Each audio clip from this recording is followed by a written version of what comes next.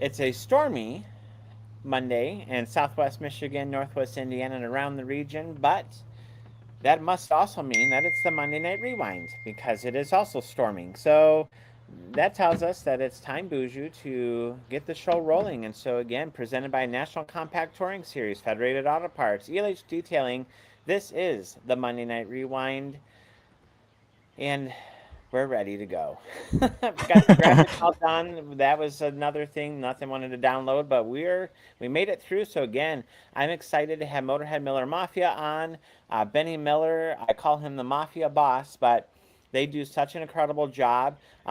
If you know the car, that might look like Todd Miller's car, but Benny has been racing that throughout the season over at Corrigan.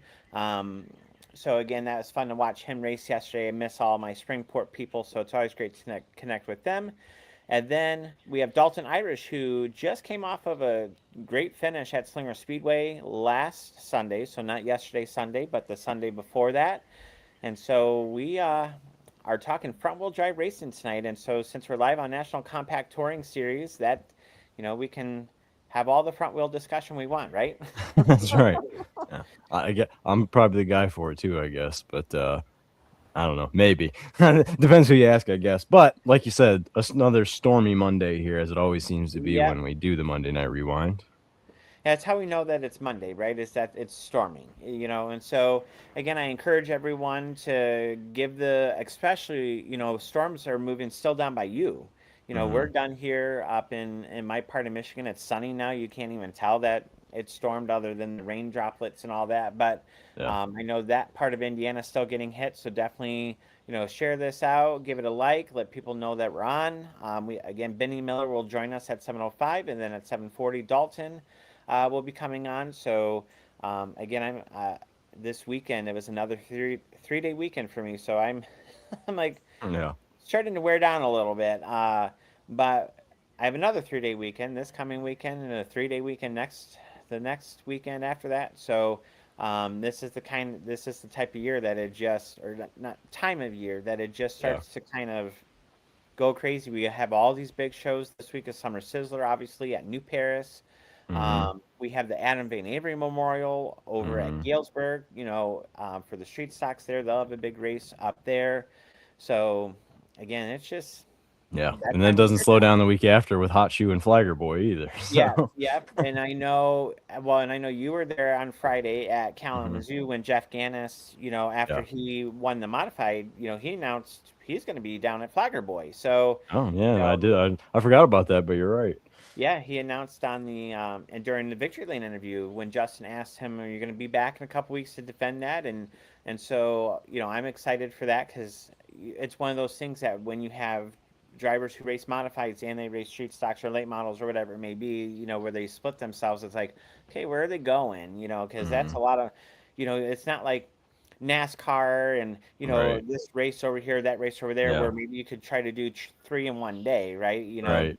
Those programs start at the same time. So there's probably no way to do that. Yeah.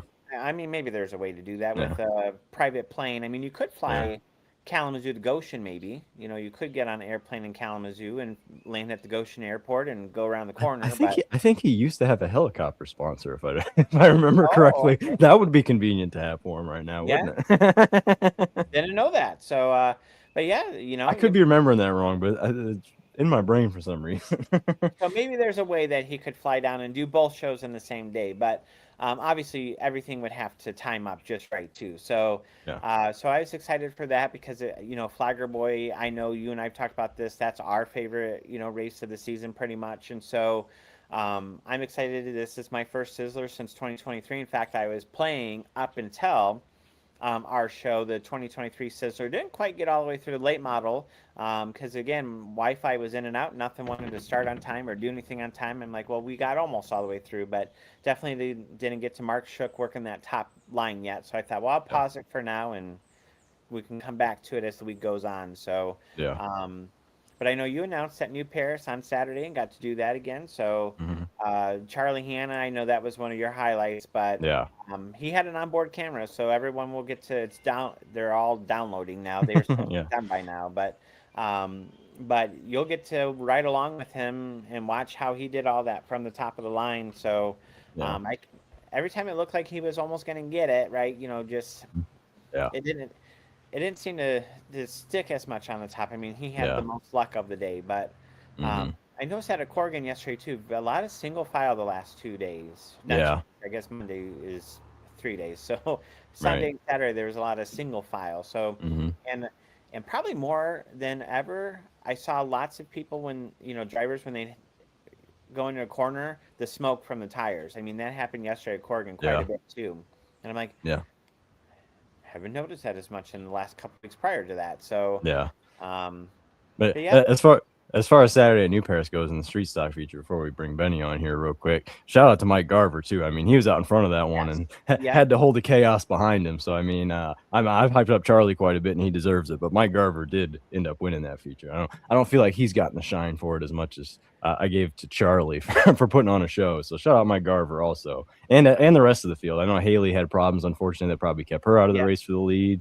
And I told Sage after the race as well, I genuinely think that's her best race that she's ran at New Paris. yep, So yes, yeah, just a great absolutely. street stock race. Like I said, I know the street stock world wasn't focused on New Paris necessarily on Saturday, and I was questioning how many cars we'd end up with, but we had a full field and a fantastic race. So And that's two. And I was talking with Andy. It might have been Andy Lynn. I said 2 weeks in 2 regular nights in a row. We've had strong car counts. hmm We had VRA a few weeks ago, so you could be like, okay, well, yeah, you had VRA, but even still, with that, even if you took them out, it was still strong counts. yeah. Street stock numbers I know have struggled this year, but they've been up the last two shows. And I was thinking about that in the tower on Saturday, and I was thinking back to our episode of the podcast earlier in the year when Evan Verdine was on, and he mentioned how times are different. Guys are slower to get their cars together now. Here Yeah, it is, end of yeah, July, and car counts seemingly are going up pretty much everywhere. yeah. It seems so. Yeah, I know engines have held people back and, Yeah, and that getting, we've had that problem. Yeah. getting that done. So yeah, I mean, it's just you're also getting to the time of year where equipment starts to go, right? Because I hmm mean, we've just grind almost every week. I mean, most Saturday tracks haven't really had to cancel too many shows. Where Fridays obviously have just been obliterated, hmm um, but that's why I'm excited to bring on Benny. I know he's talked about it a couple weeks in a row, and if New Paris is watching, they get to see Benny because I know he's been talking about expanding what he's doing. So if you're ready to go front wheel, I saw Todd Metz Jr. yesterday, so that's why I did the little front wheel discussion thing Yeah. at the front because I hadn't seen him in a while. I'm like, I don't see you at the hmm racetracks anymore, Yeah. but He appears sparingly anymore. eh, busy lives, busy No, times, yeah. right? I mean, yeah. He's got a lot of But stuff going on. So. oh yeah, but again, tonight's all front wheel drives. Not only is a co-host a front wheel drive racer, but then our two guests are front wheel drive racers. So why don't we go ahead and let's welcome in Bennie Miller again from Motorhead Miller Mafia Racing. So Benny, how are you doing tonight? I'm doing I'm doing good. good. Thanks for having me on. Oh, I'm gonna change the layout. I'm gonna go to this layout. I like that one better. But I'm excited to have you on. I know we've talked about it for the last couple weeks, and getting you on because you're getting to that time of year where you have usually your big race, with Yep, the yep. Motorhead Miller Mafia Racing, but you yourself are also doing point racing and other things that are going on. So I always call it the softball question. If just kind of start us with like who you are, so those who are watching, especially if Chris and Tracy pop on from New Paris, they can see the face Right. behind Benny Miller, right? The person who comments, but just who you are, how you got into racing, and then as I always say every week, then Oh, from that's a there we long can story. I kind don't think of. time. Well, short version then. All right. But no, take your time. Like I always say, it's a shoot first, aim second. So we will just go where the conversation goes. All right. Back in Back in 2004, 2004, I actually got introduced to a young man that was racing a flat rock during the enduro races.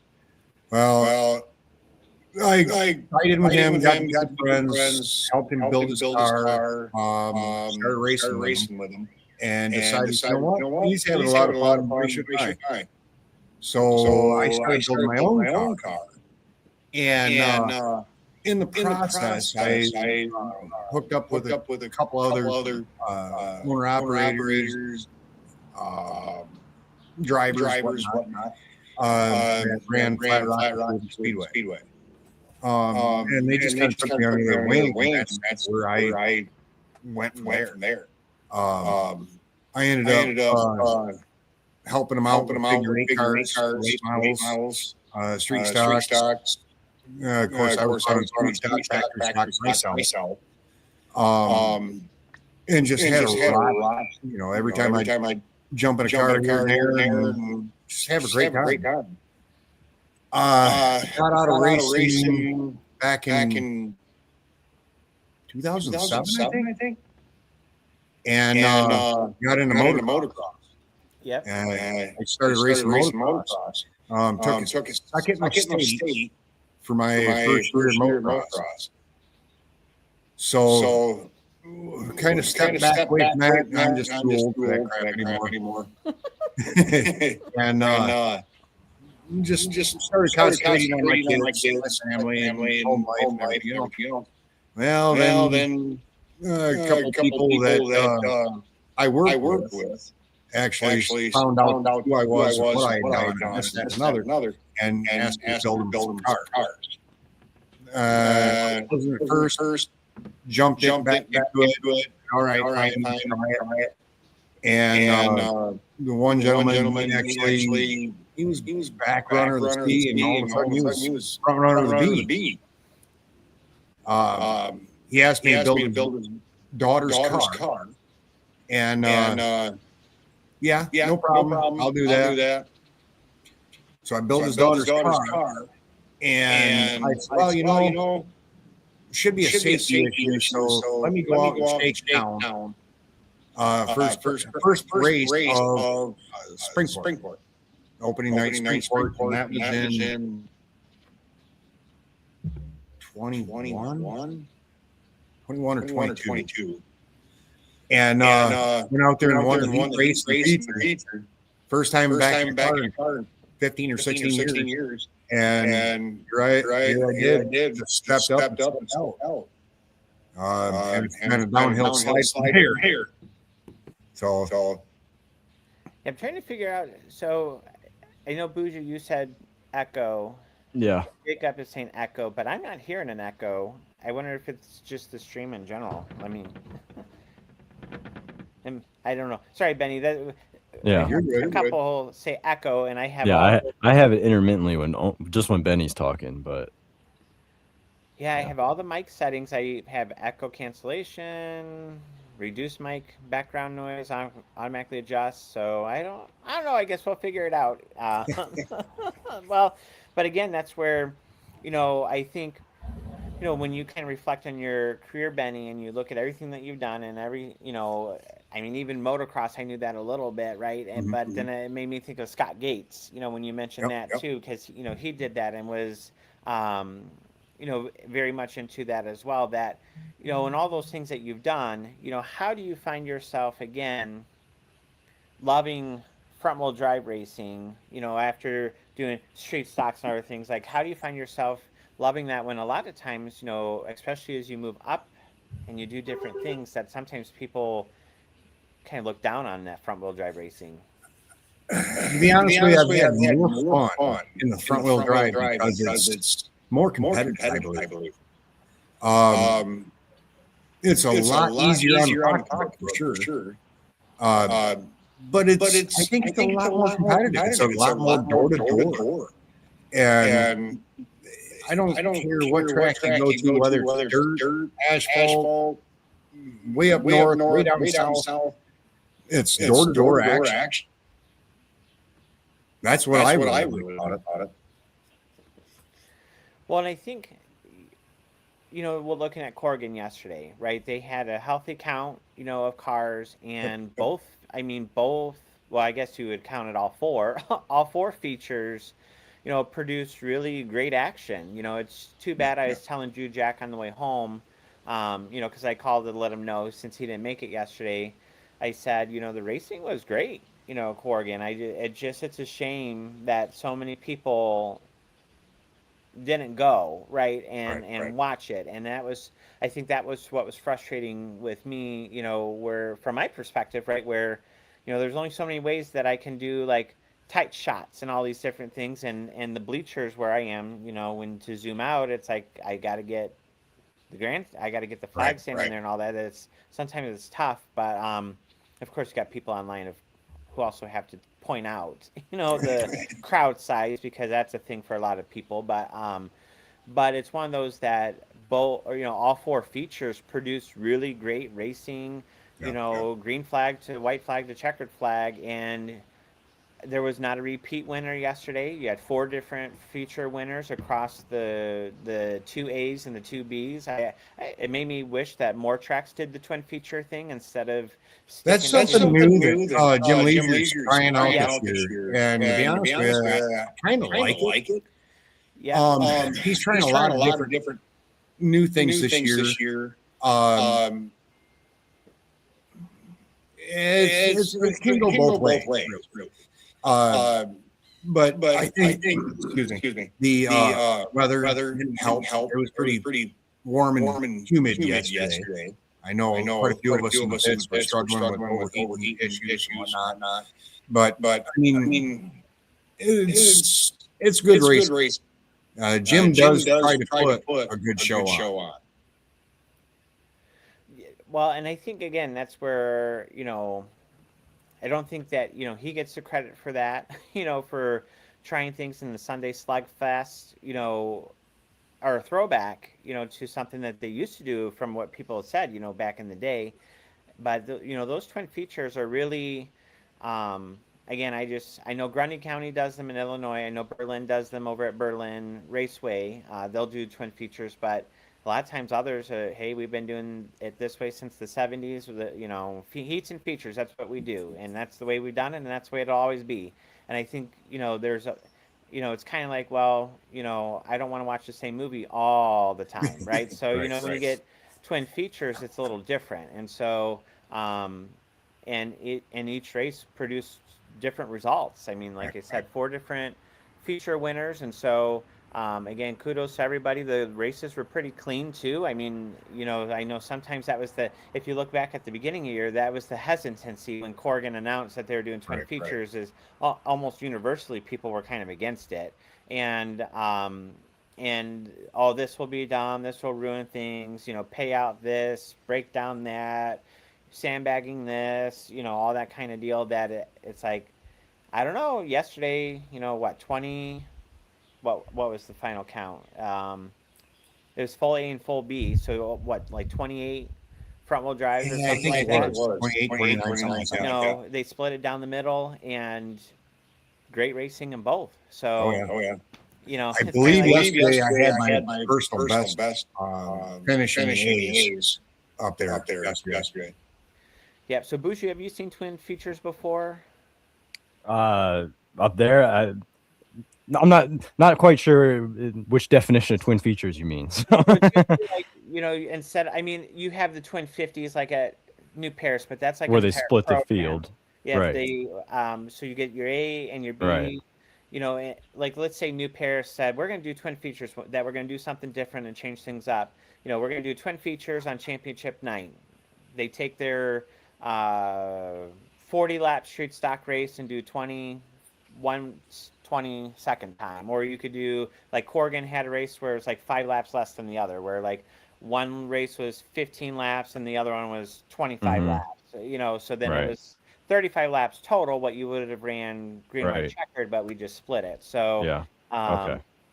Oh, I got it. That's basically what M40 did a couple weeks ago with the Crown Vic class. It's the first time I've seen it in person. Yep. So Benny, just so you know, and I know we've seen lots of I've done every setting I can on the Echo, so we're just trying to make it work. But April's taken the blame for the laptop. She said all laptop. So I mean, we're trying. She's the boss. Yeah. I should put Mafia sometimes boss, but so bear with us on the Echo. I have every possible setting that I can click on these microphones, short of muting us all. So I think it's a stream issue, just a weird thing, because he's only in and out for me, and I don't know if it's the same for them, and he's fine for you. So we'll just have to roll with it, I guess.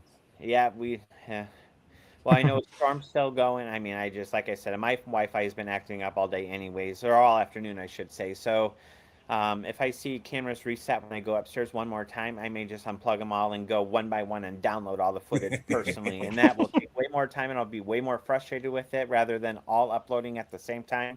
But every time I check on them after another lightning bolt or whatever, I'm like, reset again.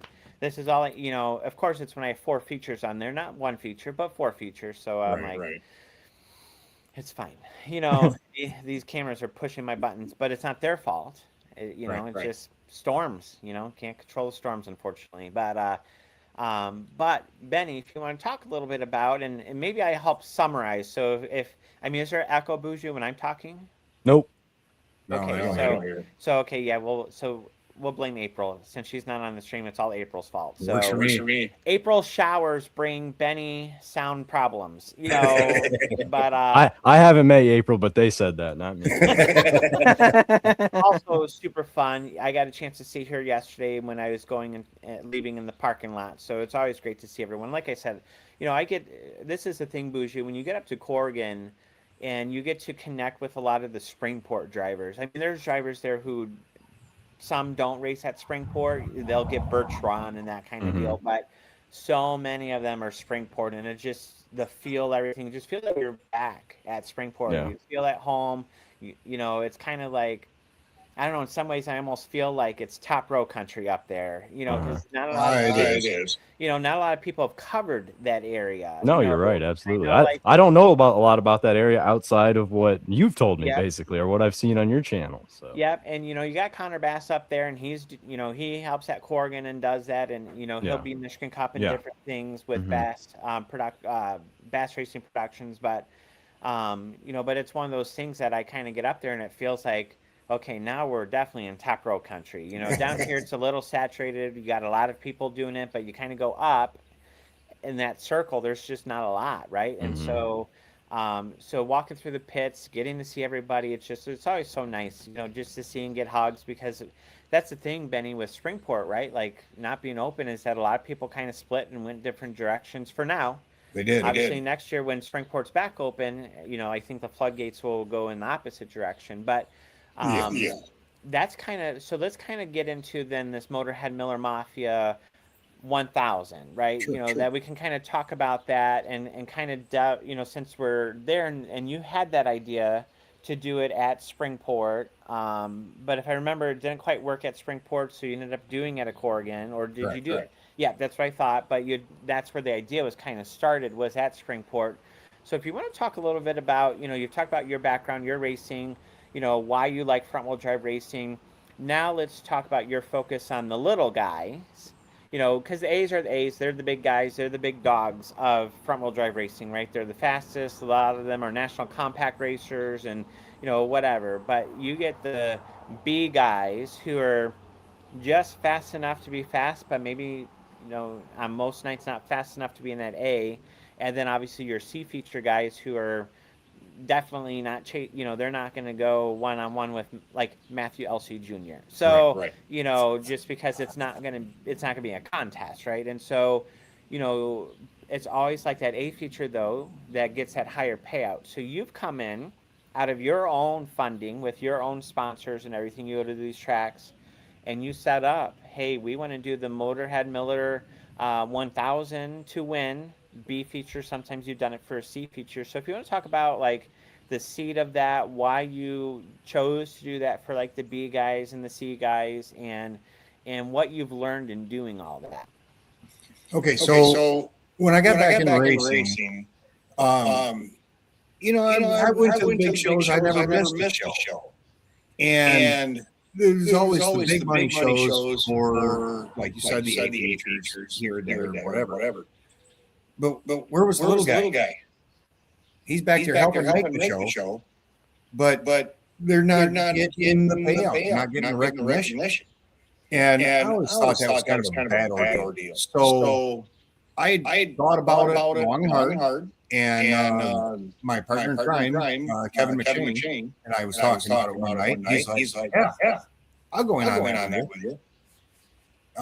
So we presented it to Sean Sprague, the announcer at Springport at the time, and told him about it. He's like, hell yeah, we need to do this. This would be great. So I approached Donnie, and there was some channels mixed or whatever, and it just didn't work out. So I approached Jim Leisure about it, and Jim Leisure went, "Oh yeah, let's do that." He said, "Pick the time, what's your stipulations, what do you want to do?" Blase. McShane and I put everything together, presented Leisure, and went, "Yeah, I like it." Well, that first year we pulled, I don't remember exact numbers, but I think we pulled like 53 cars. Yep. Which was a large number for Corgan for front-wheel drive. Last year was the second year. We pulled in. I just seen this today. I think it was 83 cars this year or last year. And once again, it was a hit. We ended up doing 1,000 for the B's and 500 for the C's. The reason behind that is $1,000 for a B car or a C car. That's a set of tires. That's oil change. That's maintenance. Heck, that might be even shocks and struts. You know, that's what we want to do. It's a beginner class, and we want to see that little guy move forward. We want to see him have an achievement and just be excited about it. Go for it. Well, and that's where that when you get like 1,000 to win like that for that little guy, that's something to chase. And I know there's probably somebody watching who goes, "Oh yeah," then you get all those sandbaggers who are gonna, and I get it, like we've had to deal with them, right? But there's a time that it catches up to them, right? I mean, almost anytime someone's been accused of sandbagging, and I'm not going to obviously say names, but anytime people have accused them of sandbagging, almost always the clock catches up to them on the track at some point, and or the officials see, hand signals like slow down,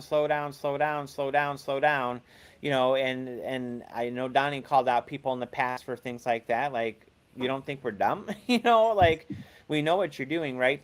But again, a vast majority, and I think this is what we need to remember, because I can hear racetrack owners and promoters saying, "I don't know about that because," and it's like, okay, but, again, if we went back to the season at the start where Corgan Oil said we're doing twin features, no heats, just twin features for our weekly program, and everybody online was annihilating it, it seems like most people now, they were begging for twin features at these, slugfests and everything. They wanted the twin features.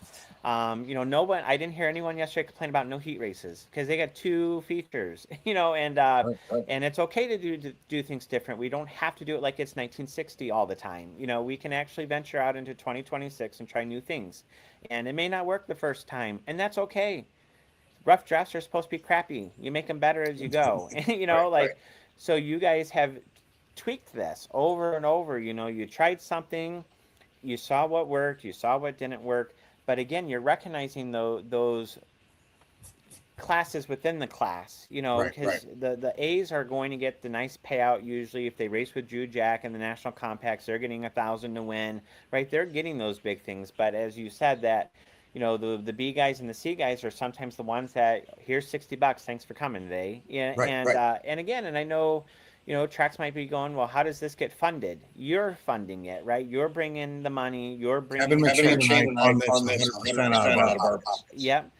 So you're bringing this, to this opportunity and possibilities to that. And I know this year, you've worked with Tri-State Sprints a little bit. So you went, you got insurance things handled. You got all these things handled that, you at PRI, we kind of talked to you, like, man, I'm learning a lot, because you were having to dive into some things that you quite hadn't had to dive into, when you're, doing it other times. And so I think that's the thing that what I really appreciate about what you guys have done and the support that you guys have been able to do with that, with that race and those drivers, is it gives the vast majority of those drivers in the B who were going to be in the B anyways, We're not talking about the 1 or 2 out of the 16, the 1 or 2 who are going to try to play the rules. We're talking about the 14 who are probably going to be in the B. That's their feature. That's what they do. They're in it every week. They know what to do. They race with the same people, and then those C guys, instead of $60 or whatever, 500 to win, and we're not wrecking each other at the start finish line to get it. It's been, again, just each time you've had it, you've had great racing. When you've showcased that, and so we actually had it was pretty good door-to-door racing. A's, B's, and C's. Yep. Outstanding work by everybody. Well, and I think, again, that's where, it's that kudos to Jim Leisure. Again, I know, there are different reasons and different things that people kind of, say whatever, right? But, that track, everybody knows that track could be closed. He doesn't have to run it. He doesn't have to keep it open, and he's keeping it open for the racers. He's offering the racers opportunities. He'll even say that himself, that he doesn't, he could take a bloodbath doing different things in life and not, not running a racetrack. And that's prime real estate, where that racetrack is too, right at the corner where that is. Developers have wanted it and have thrown numbers, that would make eyes pop. And so I think that's something that I hope, for the rest of the season, with Corrigan Racing. I know they race on Fridays, and then Fridays are tough for people, but Harvest is coming up in a few weeks. Other shows are coming up to get out there and support. And so where's your Motorhead Miller Mafia race going to be this year, and on what date? This year it's going to be at Corrigan Oil Speedway for Harvest, which I believe is August 8th. I think August 30th. Let me okay. Because there's a big mini wedge race that's going to be announced for the same day I believe at Kalamazoo, because I may be trying to pull double duty. So yeah, the Harvest. So it's August 30th. August 30th. So that's is that a Sunday? I don't. Oh yeah. Sunday Slugfest number 4, Figure 8 Championship. Also, I'm reading it on my race pass. Figure 8 Championship, the Motorhead 1000 front wheel drive, and it's also the 70th anniversary. So, so you have A feature to win 1,000, 25 laps, twin features. B feature to win 1,000, 20, and 25 laps. So the B features will be doing 45 laps that day. And then C feature 500 to win 15-15. So they'll be racing a total of 30 laps that day. And then, of course, they'll have a special modified twin feature event. Pit gates open at 12. Racing start, as their Sunday programs have been, the racing starts at 5. So, again, that's something that, plenty of opportunity, plenty of chance for people to get there. And so, when you're looking at, we're almost a month away from that. We're a couple days north of 1,000. Oh my God, a month for that 1,000 to win B feature. What kind of rules? And like I said, I've had a couple commenters comment on the mic situation. We know it. Every setting, like I said, short of kicking Benny off and muting him and saying, "Come back," that we're working through it. So I will repeat if something doesn't come across clearly, but just bear with us. It happens. I mean, technology is not perfect, but or it'd be a lot more expensive than what it already is. But what should people, racers or fans? But let's start with the racers aspect. What should racers know about rules, setup, anything like that for Corrigan Oil if they were to come to the Slugfest? Safety. I'm big on safety. Because you guys will be teching, right? You will. I oversee it. I don't actually do it. I just oversee it. I will be up in tower, watching times and whatnot. We probably will not announce qualifying times again, like we have last year. The last couple of years, you've done that. Yep. So we block out and helps with the sandbagging and whatnot. Other than that, it's just general Corrigan Oil Speedway rules. So as long as they fit the ABC rule format, which I think are pretty close to national compact rules, are pretty close to Galesburg rules, pretty close to Springport rules. I mean, there might be some differences in there, but they're very minimal. You know, but for the most part, that if you probably race at Galesburg, if you race at Springport, you're probably good to go. So so again, with that, check the rules. But again, that B features 1,000 to win, and that 1,000 split between the like. Is it? I have to give a good change, and Jim, as of right now, but I believe that's how it's set up. It's 1,000 split. Yep. But we might be able to change something. I'm not quite sure yet. Yeah, because that's what they do with the twin features is they split that pay. So if it's $500 for the day, to win it's what 250 250 no, that's not right. Yeah, no, that's 500 250 250 to the winner. So one, if you swept, then you get 500, right? But if you split, and let's say Boujou wins feature number 1, they'd hear it all the way back in Northwest Indiana if he won the feature. But he wins feature number 1, and Bennie Miller wins feature number 2. Boujou takes 250, Bennie takes 250. But if Boujou wins feature 1 and crashes somebody for the win in feature number 2 and takes him out at the line and says that's how we do it in South Bend, then then you got 500 to win. So oh wait, fighting happens elsewhere, not at South Bend. My bad. But anyways, but still, that's not the Boujou just caught up. But anyways, that's where so everyone understands that it's not $2,000 total. It's 1,000 split between the two features. Second place, if it's 500, that's split between second and second, right? Like it just goes through there. That's how the twin features work. But again, that's pretty exciting though for them to have that opportunity. And to be honest with you, I have a watching myself. Unfortunately, the last 2 years, my personal car, I've had to put drivers into it because the first year was Billy Edwards. Billy Edwards and Connor Hull were right at the line. And it was picture a finish. And Billy Edwards was in my car because his car broke literally as he was backing off the trailer. So I just happened to have my car there. I'm not even sure why. But anyway, he come up and said, "Bennie, can I jump in your car, please?" Yeah, all right.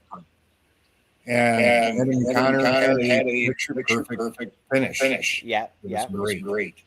Yeah, and then last year, I had a driver, Randy Adams. Yeah. He jumped in my car. I had him in the car for most of the year. And he went out there and he won it. So my car won't be there this year. So it's broke still on Jack fans. Well, and so Bryson Beebe asked, and Tina Lewis, just for you, Boujou. Did you see the comments? I saw it. I might put it on the screen just to see you spaz out again, because that was maybe one. By the way, I know this is a side thing, Benny, but if you get a chance to watch the new Paris full program once that's up, it'll be tomorrow because I didn't have time. Andy Lynn, you haven't met her yet. Hope you meet her soon. But she was on the roof with me during the street stock race, and I looked at her, and because all of a sudden the PA mic just went dead. And I looked at her and I said, I think Boujou just crashed out during that feature. He was so excited announcing it. I thought he died or he fell over, he fell out of the chair, he unplugged the whole system or something happened. And then afterwards, I'm like, I'm pretty sure that he needs to go have a smoke right now because for that feature.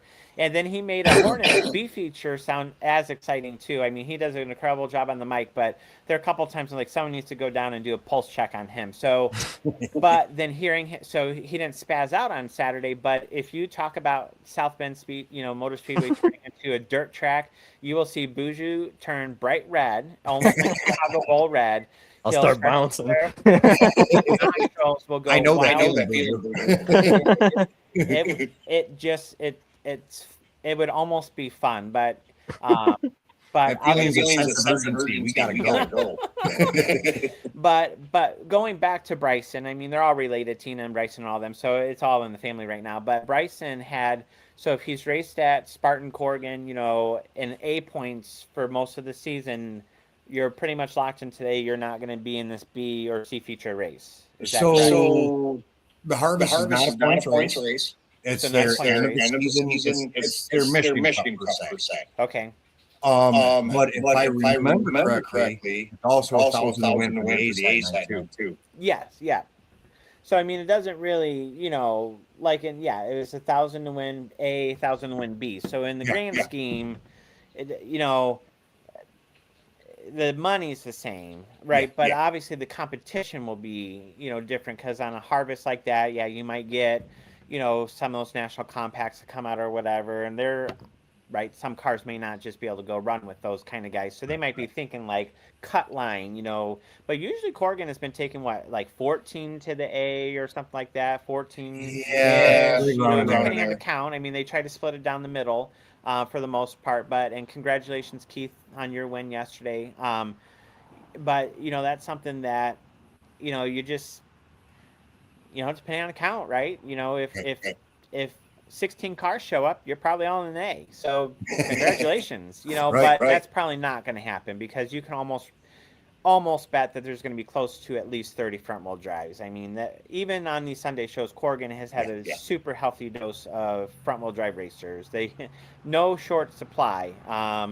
You know, but yesterday the modifieds had a great count. I mean, they had a great count. And so, you know, that was probably their better count of the year. And you know, but it also helps that they weren't really coming off of super big shows. But again, you know, it's, you just said Harvest is not a points night, so if it's like in the years past, you're just going to qualify where you qualify. And just to be clear, because again, I know with your mic, no one has said it's my mic. I think it's on your side, but just so everyone knows too, that in the past when you've done this Motorhead Miller race, you, just like Springport did a few years ago, and Kalamazoo has done a couple times, you turn off my race pass so that nobody can see their times. Absolutely. It's not because you're hiding things, it's because we try to prevent this.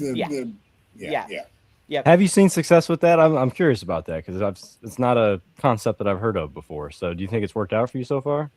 Actually, I do.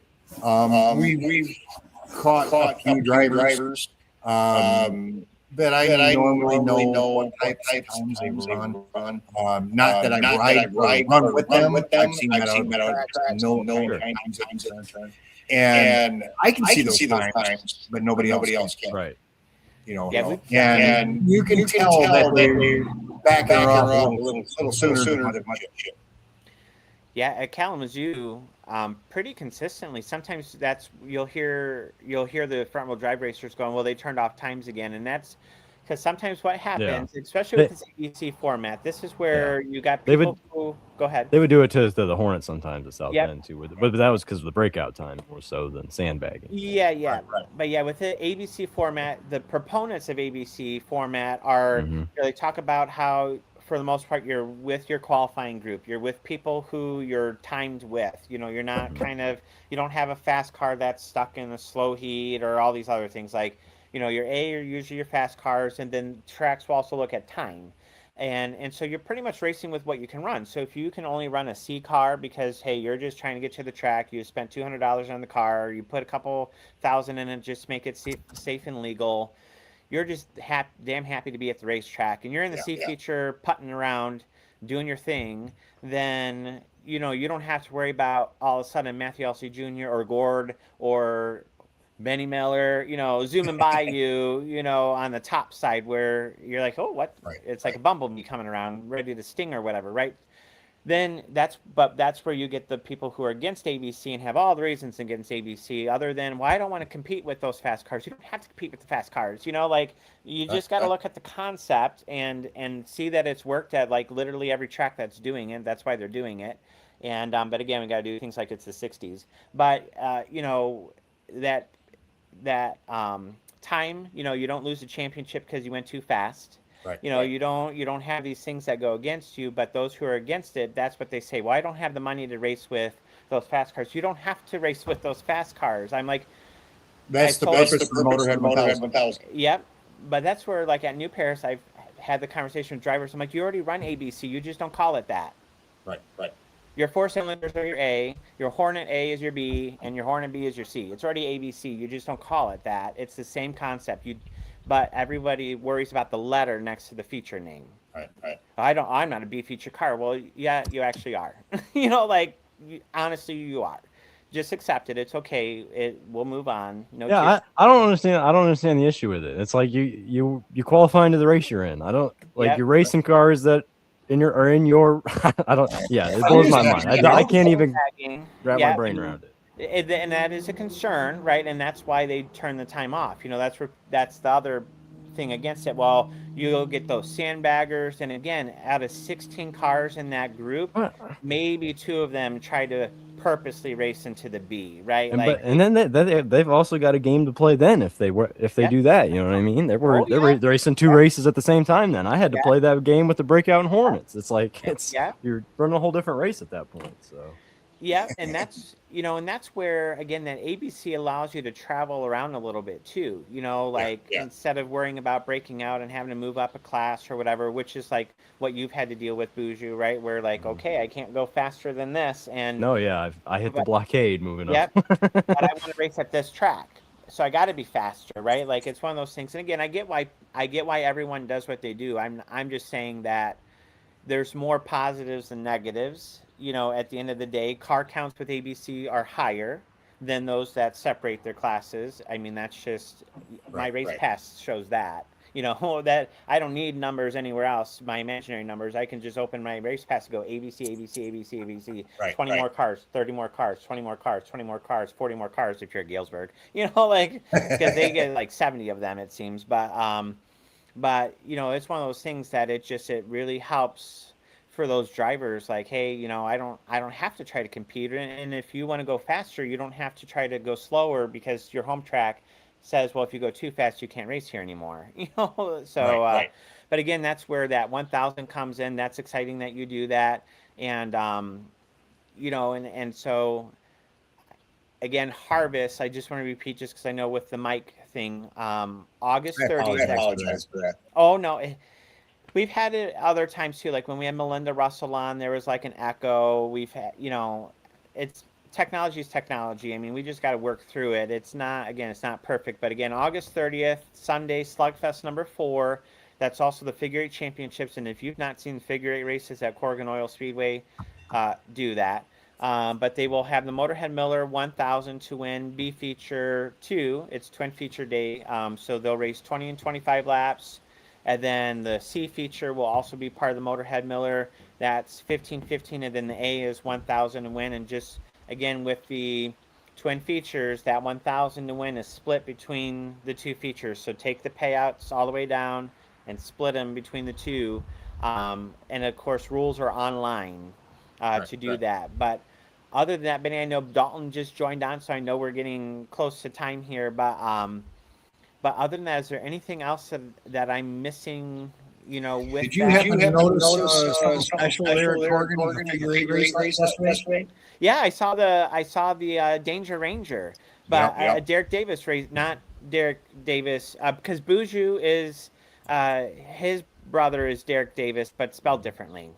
Okay. So when they talk about Davis Family Racing and South Bend, he's part of Davis Family Racing. Okay. Not the same Davis Family Racing at Springport. So, because there's a Davis of the North and a Davis of the South. Yeah, I thought you were breaking news to me. I thought he was at M40 this weekend. Spelled differently. He is DERIC, if I remember correctly. Yes. Yep.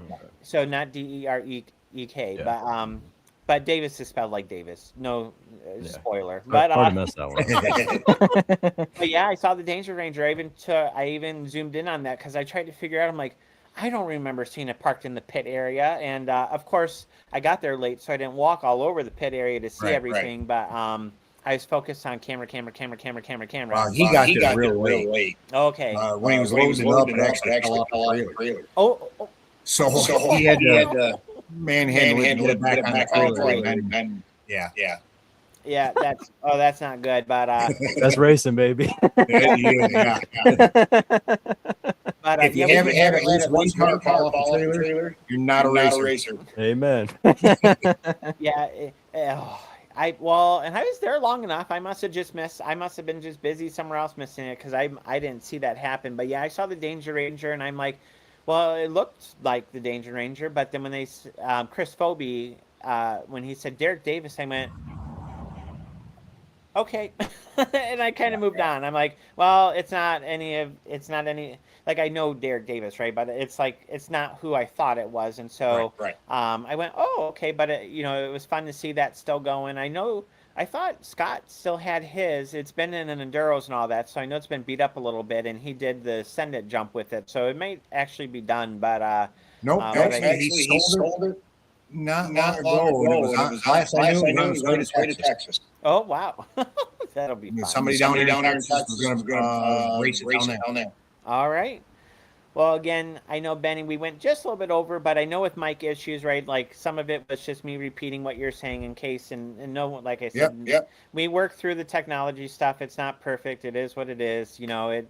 24 episodes, we've had more good luck than not good luck. So at the end of the day, I kind of remember in the grand scheme, in the grand picture of things, like it's not every time that we have something like that. So it's usually me messing up the graphics, if anything. But there's a lot to change on these graphics. But again, thank you so much for joining us tonight and talking about the Motorhead. Yeah, not only you, but the Motorhead Miller Mafia 1000 to win B feature, and then 500 to win C feature. Again, twin features, so that will be a split cost, but you might enhance that a little bit. You said that. So again, all funded by you. So if other tracks listening are interested in something like that, I know you've reached out to New Paris, and I think that would be fun to bring it down south of the border. I've talked with you guys about getting down there just to try out the track. If we have the car counts to where we have a D or an E, it will be 500 to win for each one of those classes also. Wow. That would, again, that's, big payout, right? And I know, New Paris, they've been getting, Boujou, about 10 to 14 4-cylinders, depending on the night, give or take. Yeah. And we get about 26 Hornets on average. Okay.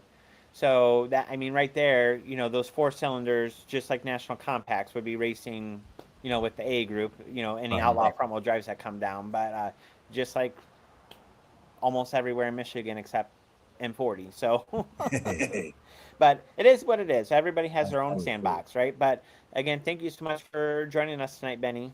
Thank you for having me. Oh, no, again, you're very welcome. And so, again, we've been talking with Bennie Miller from Motorhead Miller Mafia Racing. Again, if you're looking for something to do, August 30th, put that on your timeline. Not timeline. Oh, my gosh, Boujou. Words. Put that in your calendar for Slugfest number 4. And if you've not been to those Sunday Slugfest, you're missing out. The racing has been absolutely incredible. And since we're almost at the top of the hour, I'll do it now so we don't have to interrupt Dalton's interview. But we have the Monday Night Rewind, again, presented by National Compact Touring Series, Federated Auto Parts, ELH Detailing. And don't forget, this Thursday, I don't think I'm going to be anywhere where I'm late this week. So last week I was late getting back, and so definitely wouldn't have had time. But we will be back on the throttle talking about the upcoming weekend. Again, we have Summer Sizzler at New Paris. That is one of the big shows in the area. Then the Adam Van Avery Memorial over at Galesburg Speedway for the street stocks. That is the other big race in the area going on. So someone with the National Compact Touring Series who just raced over at Slinger, not yesterday Sunday, but the previous Sunday, made the trip from one side of the state of Michigan all the way down and around and over to Slinger, was Dalton Irish. And so I talked with him about coming on, and so excited to have Dalton on. So let me pop him onto the staging area. Dalton, welcome to the Monday Night Rewind. I'm having issues now, Lewis. I can't hear anything. Can you hear me? Uh-oh. Oh, yeah, we can hear you. Can you hear us, though? Oh, hold on. Hold on. Let me leave and come back. Let me see if that might do it. Mm. Yep. Again, it's the storms in area, too. My Wi-Fi has been just... I'm on 2 bars in and out. So we'll let Dalton come back in and out. Can you hear us, Dalton? Nope. Because he was on. So Well, here, we'll work through it. Again, We're we're flexible. So let's talk a little bit about. Are you going to the Sizzler? I don't know yet. It depends on my Derek Davis. It depends on what he's got going on Saturday. We're having some issues with the car where the right front is breaking traction, spinning. So we're trying to figure that out. If we can figure that out, he'll probably race M40 and I'll be with him. But if not, probably Sizzler, yeah. Yeah, I'm hoping for a huge crowd. Can you hear us now, Dalton? I got you now. We're good. There we go. Yeah, we can hear you.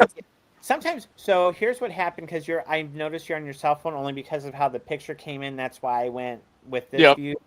If you got a notification at any point during this happened to the World Outlaw guy, it happened. Who else have we had on when they've been on their cell phone? And it seems to just impact, if Ron Brash. Ron Brash, yeah, numerous times. Which is weird because I didn't have anything come through on it. So I don't know. Yeah. That would be the only thing I can think of. Benny got kicked off and then it just went silent. So that's what it is. Well, again, Dalton, thank you for coming on and joining us tonight. I know we talked a little bit about Slinger, about having you come on, and Dalton is the reason why I realized that I need to upload even the Thursday night episodes to Spotify because he's mentioning like, hey, I listen to this when I'm at work or doing these things, and it also, and then when we were talking, like, oh, I didn't upload that episode, just. These 3-day weekends are catching up to me a little bit where I feel like I'm just constantly turning the wheels to get to the next project. But it is what it is. But Dalton, you kind of know because we talked about it, and obviously you listen to the show all the time. Yep. You know that this is a shoot first, aim second. So I always start off with my favorite question, just so those who are listening, who may not know you, from the east side of the state, we don't get to see you too often on this side, or probably not often in Northwest Indiana. Who's Dalton Irish? So I started racing back in 2008 at Auto City Speedway in a Hornet, which that car ended up kind of morphing into a mini stock, but it just wasn't able to compete. We went to M40 in 2016 to run with the Southwest Michigan mini stock series, and I knew right off the trailer we didn't have the car for it. So started talking around the pits and got hooked up with Jeremy Dameron to get a new chassis built. And that was 2016. Finally got the car out about 2018. The series died, sadly. And then we were kind of stuck. No places around our area were really allowing rear-wheel drive 4-cylinders.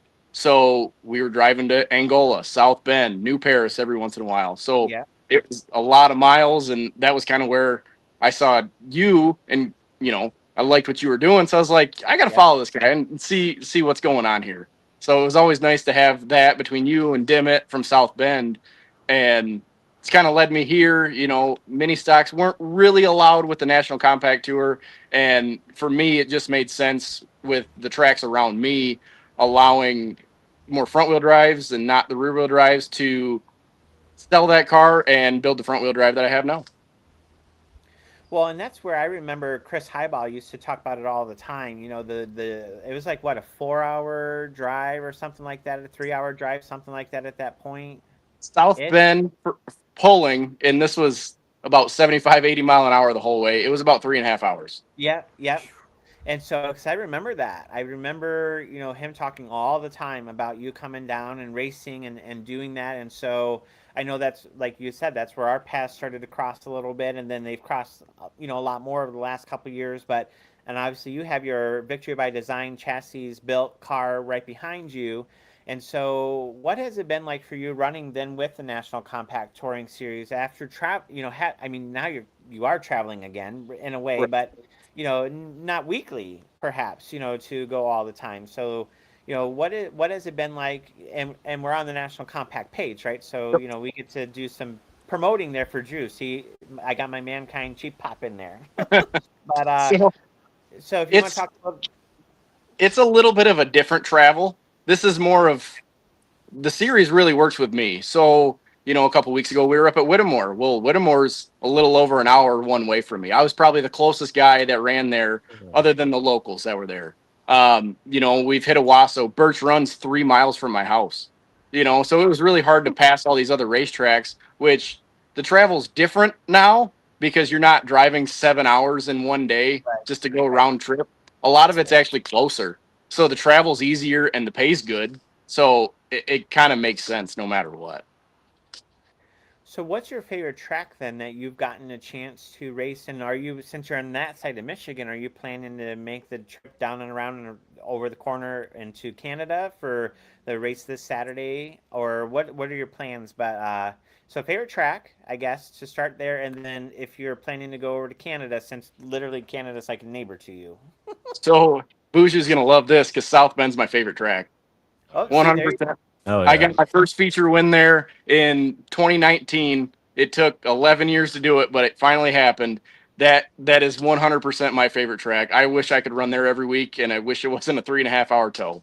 But no, I do plan on going to Canada. Actually, I'm undefeated in Canada.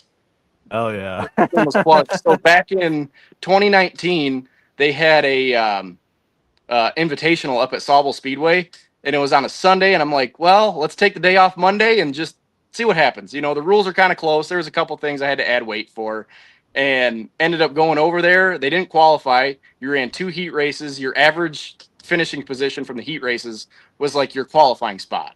So it was kind of dirt style, which it made the show a lot more interesting, and the heat races mattered. So ended up qualifying after that, like 8th-ish somewhere. Got to the lead in about 10 to 15 laps and went home with the check and all the money. So it was pretty fun. So hopefully can do that again this Saturday. Did you like? You said that you like that kind of like that dirt style, right? Because it made the heat races matter. I know Bougie and I, we've had this conversation before, but sometimes, like, again, this is, sometimes people might think like, oh, you're negative towards it. It's like, no, I've seen so much junk happen in heat races that, for $20. I mean, I was listening to Drew Jack at Slinger, and he said, you're getting no money for this heat race, basically. Don't crash. And Right. The one heat was a little rowdy. They might have had some extra cheese in that heat race, but I mean, we were in Wisconsin. It made sense, right? But it's like the feature is what matters, right? So, running that kind of dirt style, where you ran 2 heats and hey, average of that, like if that was let's say Drew Jack went to that kind of concept, is that something you think would be cool, or do you like what you do now? I would like that. I think the issue comes in with the time restraints. A Yeah. lot of places that we're racing are, under curfews or what have you. So it's kind of tough. Honestly, I would love to scrap the heat races and go to like an Australian pursuit Oh yeah, yeah. and just make something more entertaining because, if guys know that the heat races don't pay, they're not really apt to race in them. They'll single file and just run the laps. At least in an Australian pursuit, there's some passing, some action, just more for bragging rights than, hey, I just want a heat race, Yeah. Well, and in 40 a few weeks ago, they did at the Merle Classic. They did Australian pursuits, and you could tell there were a lot of people who didn't know what was going on. Especially the drivers. Yeah, like it definitely takes you a couple times running one to get used to it and know how they work and how the rules are. But if you get a group of guys that really know what they're doing in one of those races, that might be the best race of the night, honestly. Yeah, I mean, I was entertained by the Australian pursuits because I had never watched one before, or if I did, I don't know that it was called that. If it Right. was, when I was at a younger kid at Grundy or Ileana, I mean, usually heat races are heat races, features are features, but that's where for as far as I know, that was the first time that I really watched Australian pursuits. And I was entertained by them. I mean, they were a little different. You could tell, like Boujou said, that some drivers weren't sure either what to do with that. And I know Frank Gasco had explained it a little bit on how it works and what it is. And so it's not something that's done too often, right? Like I said, we just kind of have this. We basically take the same tape and put it in, week to week. Here's your heat. Here's your feature. Go home. Right. Yeah, like Whittemore over on this side of the state, they've always had that home track feel. Every class, every night runs an Australian pursuit. Oh, So it nice. doesn't matter if it's the limited late models, if it's the modified street stocks, everybody's running the Australian pursuit along with their heat race. So it really gives a little extra, and it turns the heat race almost into like an extra practice session. And then the guys really go all out for the Australian pursuit because it's fun to win. Yeah, no, see? Maybe something Boujou to, Yeah. What about trying, advocating for? But Hmm. so you talked about your first win at South Bend. Yep. So other than like South Bend, where else have you parked in Victory Lane? A couple heat races over at Galesburg, a couple at Owasso, and then Canada as well. So actually, most of it's actually at South Bend. That might be a factor into why it's my favorite. So what would you do? You want to see Bougie's face turn super red right now? There you go. Here we go. Nostrils flare and smoke. Is this come going to out be the time where he had the cheering section or the booing section at South Bend one night? Oh, I missed that. No, I'll pause that conversation. I don't even know what you're talking about. I want to know what this is. So we'll come back to that part. So we'll make Boujou sweat a little bit because Boujou knows where I'm going. Oh, in this garage, I'm sweating anyway. Go ahead. So tell me this section because I feel like I missed out on it. What's it was back in 2021. I didn't have time for stickers really. Just painted the car rattle can blue, and just I had my mother-in-law print out some stickers on her Cricut just so I had a number. And I think I stretched it out to a little over a half a track lead. And I guess somebody in turn 4 had like a big booing section. That was what I heard. I don't remember who it was, what it was, but I know there was some booing section, and I think it was either Derek or Boujou that said something about it on a Facebook post because I had no idea that night. I saw it like 2 days later. Yeah. I think I might have an idea. I'd have to go back and look at it, but I think I have an idea. I'll tell you after, Lewis. Okay. Well, everybody else watching might want to know. I mean, or is it like? Did you I know these people. Well, I mean, but I was out of turn 4, so I must have just been my own world. I think then. it was turn 2. If I'm turn thinking 2. of what I you're missed all thinking that of. in turn But I 2. could be wrong. I don't know. We might be on different pages here too. But we did have some booing sections at South Bend back in the day, so maybe I'm thinking. I'll have to find the post. That pretty much the whole track. It sounds like he had like maybe a small section in the front stretch that cheered him on, but everyone else took their turns booming, right? But except Boujou, he had the bumblebee, so he just stung along. But but where I was going to go with this is so last week there was an interesting post that someone made. Tina Lewis knows. Boujou's about to get fired up, and it's going to be amazing. But so obviously, South Bend's for sale. And I asked Boujou at the end of our podcast last week. I said if it meant staying alive, because someone. Do you know what page it was? Do you remember the page?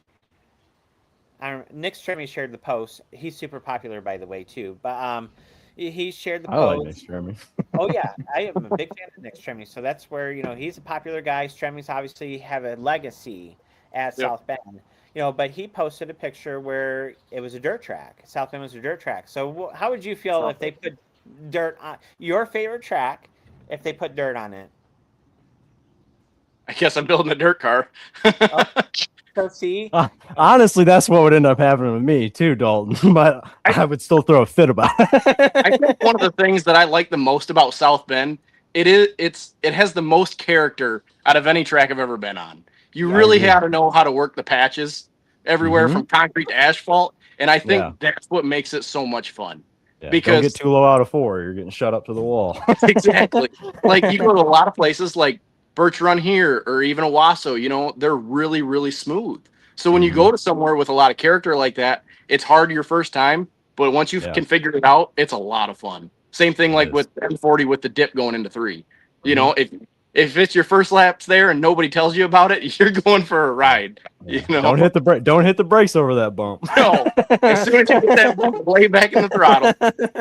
Well, and that's where we had, obviously, Benny was just on, and Todd. So Todd raced at M40 a few weeks ago, and he was talking about that because I warned him. He had been talking about M40. I said, turn 3. When Ohio women were there, turn 3. If you can figure out turn 3, you'll be okay. I mean, for the most part, don't get too, watch how you come out of 4 because the wall comes out of nowhere if you come off wrong. But, I'm like, turn 3. If you can do that, you'll be fine. And it's kind of like New Paris. I tell everybody, like, we had Racing Mason down there. Bryce has had a chance to race and new pair, so he knew what he was getting into. Mason had not yet, and I said turn 1 and 2. And I said, if anyone's going to razzle dazzle you, it's going to be on the back stretch. They're not going to do it on the front stretch, although they might get creative going into turn 1. But almost always, it's they're going to razzle dazzle on the back stretch because it kind of does one of these things there, and that's where someone will drive in the grass to razzle dazzle. But 1 and 2 is if anyone's going to get hit in 1 and 2, it's going to be going into turn 1. It's not usually come out of turn 2 unless someone got bumper tagged on the back, but it's almost always going into turn 1 is where the pileups happen, and then over into turn 3. That's just kind of where it happens, right? And so, and Mason did really well with there. He figured that out, but that's where you think about M40, but then even South Bend. I mean, that's one thing that a lot of people talked about, and even Kenny Wallace, would talk about like the G-forces that you just experience. Oh yeah. But if you want to talk about a little bit, and even Buju, you can too. Again, I'm just the video guy, so I don't get to walk the surface too often. But if you, Dalton, want to talk about how does a car react, for those who may not even, they may not even know because they race at like Kalamazoo, which is pretty much one surface, right? They race at maybe Springport, pretty much one surface. Owasso, certainly, the money they put it in there, one surface, right? There's probably not too many patches in that track yet, but what's it like when you race at South Bend and you had all these different shades of gray, not Yep. the movie, but but maybe people felt that way towards the track, but depending on how it reacted to them that night. But how does a car react to all those different surfaces that it's experiencing in one race? Really, you just have to be up on the wheel the whole time, because if you hit one patch wrong and catch a right rear or anything on a concrete and it slips or what have you, you're going for a ride. And at South Bend, things happen really fast, so you could really wad your stuff up in a hurry. So it's knowing where to be on the track at all times and just kind of paying attention and really hitting your marks there, because as soon as you mess up exiting a corner or entering a corner, it's going to be a problem. So here's a question. I saw someone did this like a few podcasts ago, and I thought, since you just said it too, it's a phrase that a lot of drivers use, hit your marks. Mhm. And there was a race fan who watched one, I forget which podcast it was, but it was a few weeks ago. They literally said, what does that mean? And someone got on there, explained it, but maybe for those who are watching who maybe doesn't know exactly what that means for you, and you don't have to give your marks, right? But, as a driver, how do you figure out your marks? How do you figure out what you need to do? Because your marks may be different from Buju's marks. So it really depends track to track, obviously. No two tracks really are ever going to drive the same.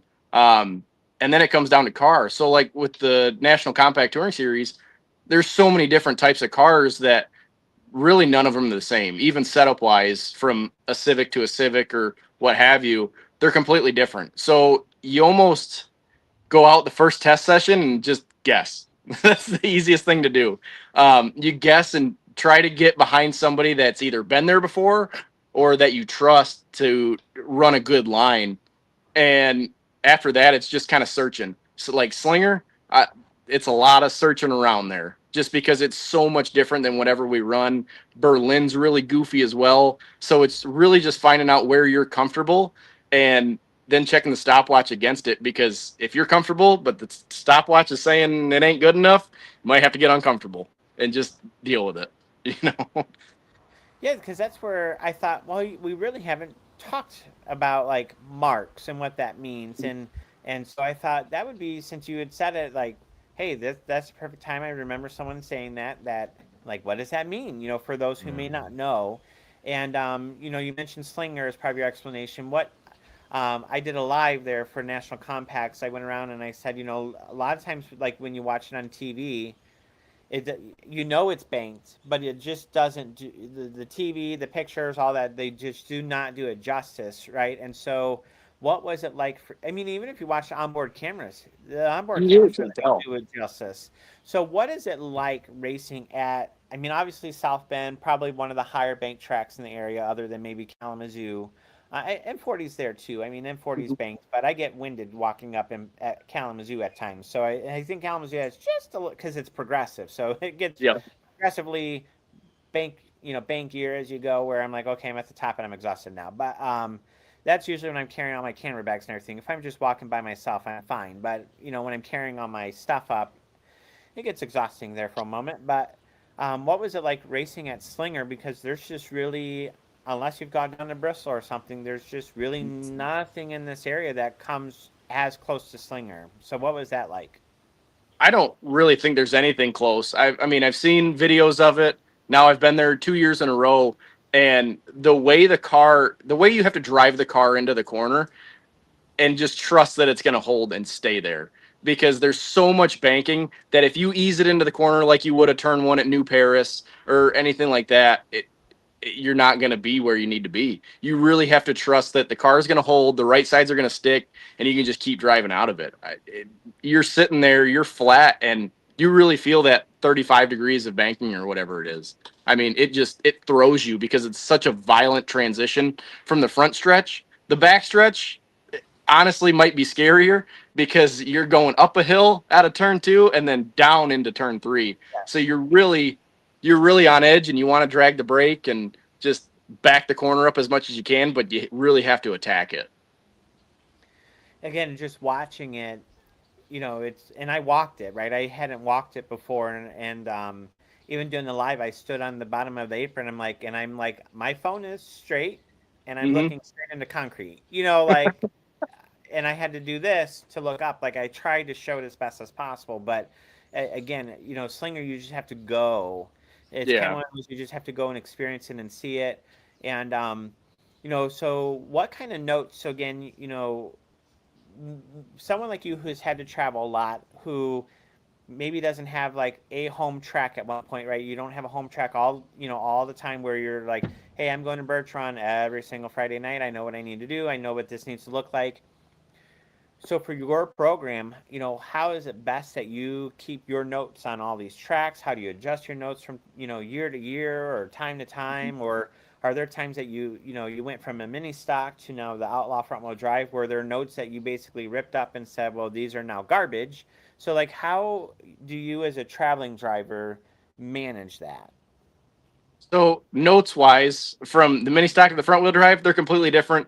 Threw everything in the trash, they're gone. The cars drive completely different, and they don't respond to the same changes necessarily, and the setups are 180 from each other.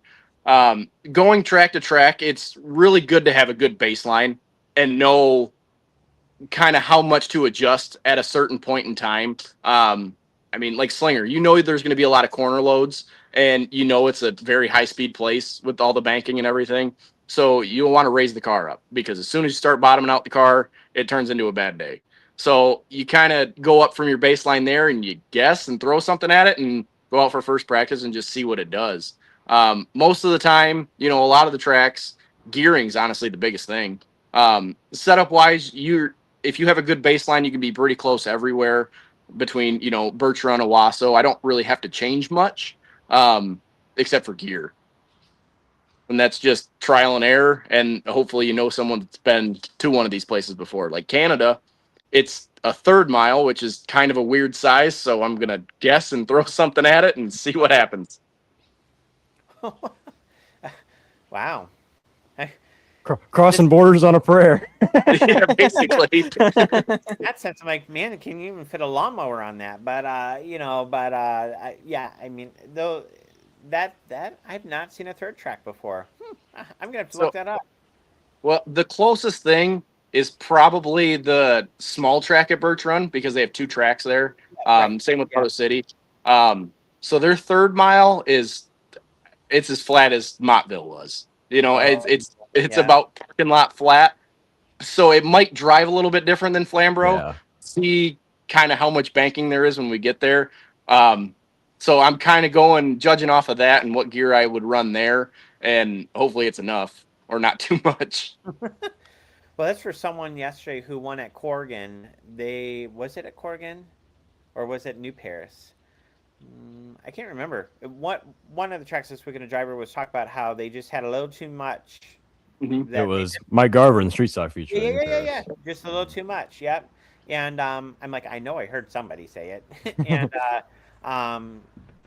just a little too much, and they even changed stuff, and it was still too much. But so now with that, right? And then I'm going to toss over to Buju after this next one, because again, I figure, for those who may not get to travel around a lot, what are the big things that sometimes, like, you get to travel, you get to do these things, you get to have different challenges all the time, but are there times that it just wears down where you're like, man, I just kind of, do I want to travel all the time next year? Like, do you ever get to a point where you go, do I want to do it as much next year, and then you do it anyways, or right? Like, how does that wear down, or is it the experience of racing other places, like what a lot of people look for when they say I want to travel more? Because like, what outweighs the other as you continue to travel around and log all these miles?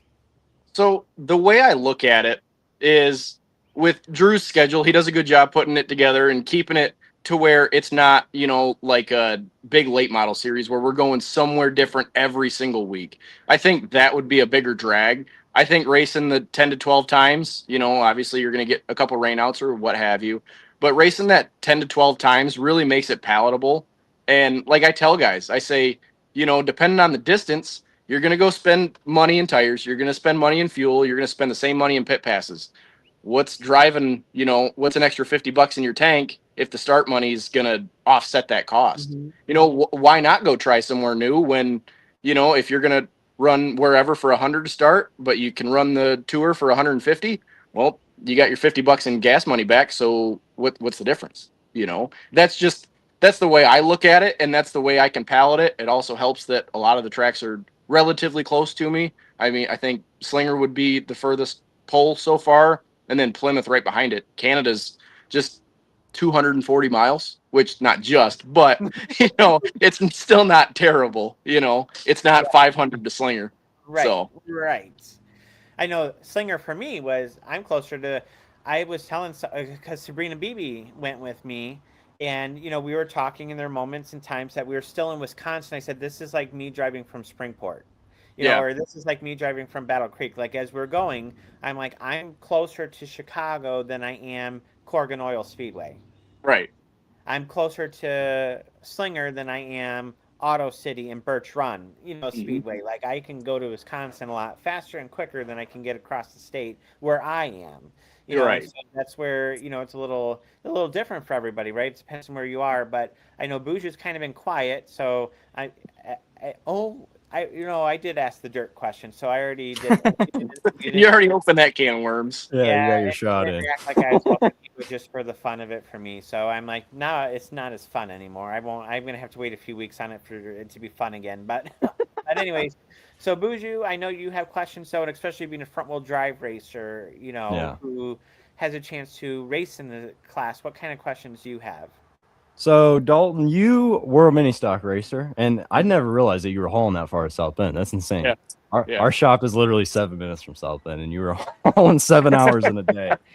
That's crazy. But so you were a mini stock racer, and now as the classes have kind of combined, more so in my area, I guess, than yours.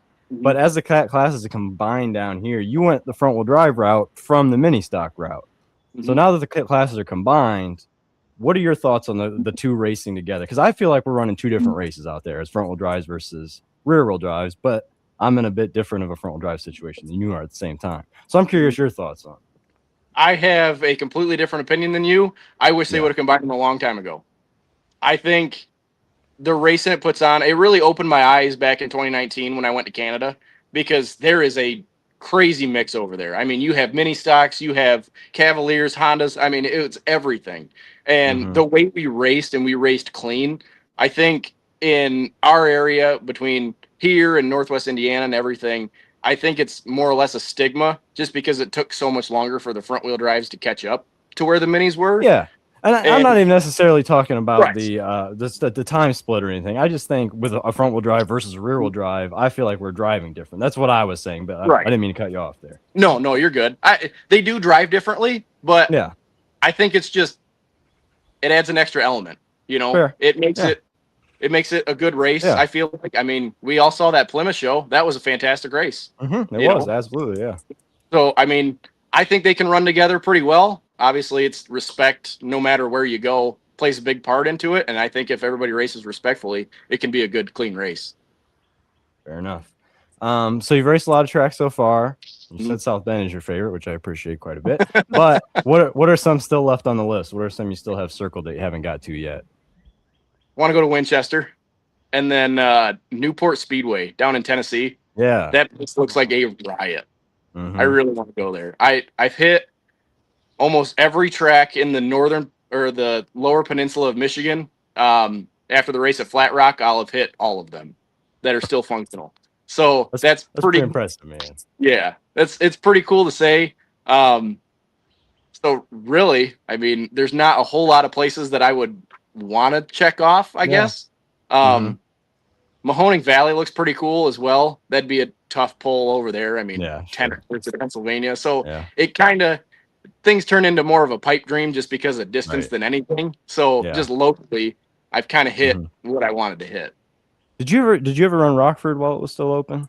No, I didn't. I didn't get the That's it. chance. That seems like it would have been your kind of track. You missed out there. Yeah. But I had another question. Bahama brackets though. Maybe Yeah, come Bahama, down to for Grundy, Grundy, yeah. October 16th, 17th, and 18th. You're gonna have to slow down though, Dalton, because I'm kicking that breakout's ass. So you're gonna have to put a pedal stop or something on that thing. Well, that one might be tough. I'm going to try for the Michigan Cup at Springport. Yeah. I've got a new child on the way. My wife, she's doing a great job with my daughter. That's what makes traveling nice too, is not running weekly. She's chasing her around the pits, and she's 7 months pregnant right now. Yeah. So she's doing Fair a great job.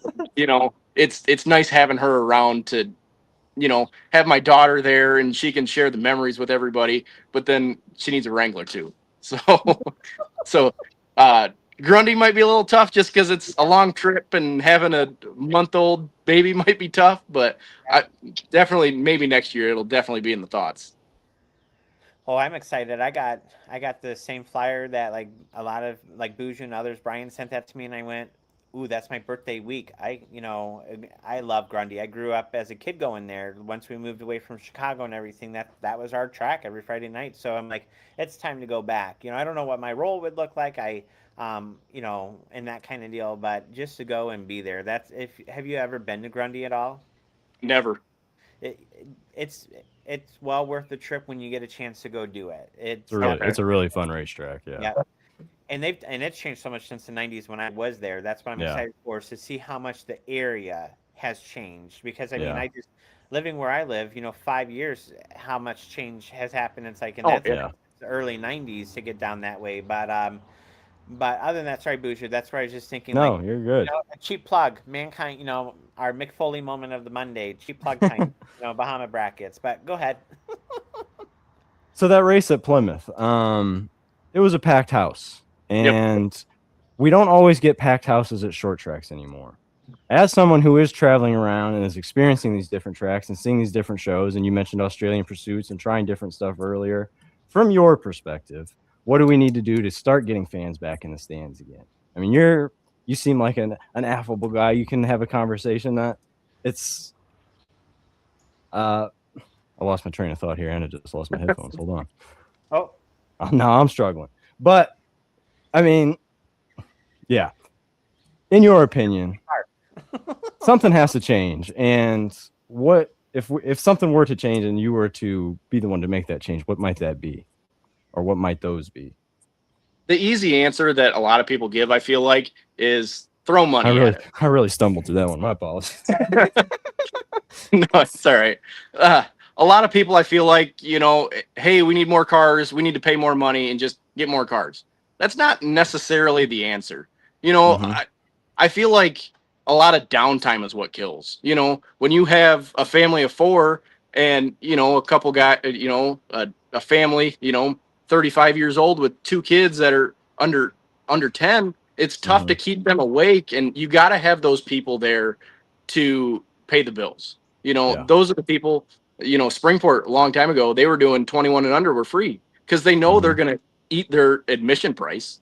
Yeah. You know what I mean? They're going to do that. So I think it's a lot of that. And anymore, like you were saying on Bleachers and Features this week, who's going to charge you for that? Who's going to charge me for that, actually?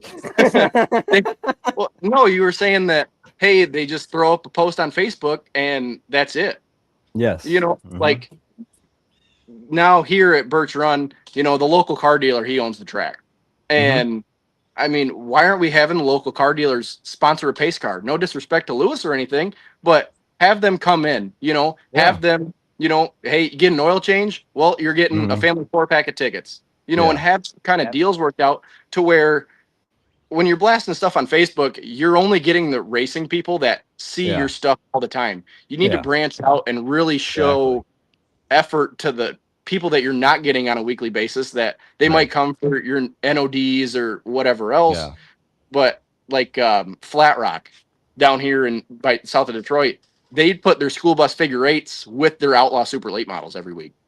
No, not every week, but whenever they run their school bus figure eights, they have a racing show to go with it to show the people, hey, this is what we're doing every week. Maybe you should stop back by and see what happens. And they say they normally pick up, 15 to 20 guests, which over the course of a year, if you have 5 of those shows, that's an extra 100 people in the stands just from that. And they tell their friends and, they bring their families or whatever it might be, they're getting a few more people in there, and maybe it's been getting a couple more cars and a little bit more of a purse. Like I think about the monster trucks that we had at the Plymouth show, or I remember back in the day they would have trailer races after the regular races on a regular night at South Bend or Plymouth. Just get those extra few people that might not show up for a regular race, or they like the Night of Destruction stuff, and maybe you get them hooked. And like to your point again about eating tickets, I stand on a racetrack and look at all the empty seats in the stand. It's like, wouldn't this have been better to give these tickets away to a little league or a church group or somebody? Just somebody. Get these stands for it. Yeah. I mean, if you could bring a little league team in, how many deep fried Uncrustables are they going to eat? Exactly. They're going to all eat minimum of 3, and you can't tell me that you're going to lose money on that. So at the end of the day, it's things like that can really help grow the sport. And there's a lot of things that we're missing that we used to have. I remember the kids clubs and lucky number programs and just giving away, little things like a racetrack t-shirt that might say New Paris or Kalamazoo or whatever on it. But bought that $5 program, you get something out of it. And it would have all the track records and the history of the track and things like that to where if there was downtime, they're reading that and not glued to their phone. Yeah, when I was a kid, they would hand the point standings out every week at the gate at South Bend. And I'd have that sheet in front of me, and I was announcing the races as the cars went by, looking at the name and number on the sheet. That stuff makes a difference. I mean, that's part of what hooked me. You know what I mean? I feel like that little stuff matters. It really does. Like at Birch Run, which is Dixie to me, it'll always be Dixie. We had a mascot with the kids club, and he would walk around during intermission or in between heat races or features or what have you, and he had the fruity Tootsie Rolls, and he just threw them out the stands. We had Sparky the Clown at South Bend, and it was Dum Dum Suckers. We had Dipstick, and he was just walking around, and he'd go through the stands and just start throwing candy. And it was one of those things that all the kids, they'd run up to him to try and get the candy before he threw it all out of his bag. It's little things like that. They do. I mean, having a playground is nice, but it doesn't always do it. You gotta the parents. The parents bring the kids. The kids are the future of the sport, and you have to have them in the stands. Absolutely. My last question, then I'll go ahead and throw it back to Lewis. Victory by Design chassis, you see it on your car back there. I know you're a long-time friend of VBD, and with my family connection, I know quite a bit about it. But as I mentioned earlier, you made that switch from the mini stock to the front-wheel drive. Jeremy more so known for the front or for the mini stock side of things than he is for the front wheel drive. So was there any trepidation having him do the front wheel drive, or was it Jeremy's the best? Jeremy's doing it. I wanted a good safe car to start with, and that was my number one thing. We can make it fast later, and we have, but safety was the number one thing. This car he actually didn't build for me. This was actually the first front wheel drive he ever built. So he built this one for Ryan Schrock as a Hornet back in 2019. Okay. And all right. It passed hands. It went through like 3 different people. James Thompson, he ran a mini stock at Angola. He had it sitting in his garage with a bunch of parts, and he said, "Hey, here you're looking for a front wheel drive." And I'm like, "Well, yeah." He's like, "Well, I got the VBDM number 1." And I'm like, "Well, okay, what do you want for it? I know it's got a good safe cage in it. I know what it is. What do you want?" And he's like, "Well, give me this and all the parts that come with it." So I picked it up, got a hold of Jeremy. I said, "Hey, what can we do to turn this Hornet into an outlaw front wheel drive to do some traveling?" And he's like, "Well, It's going to take a lot of time, but we can do whatever we need to.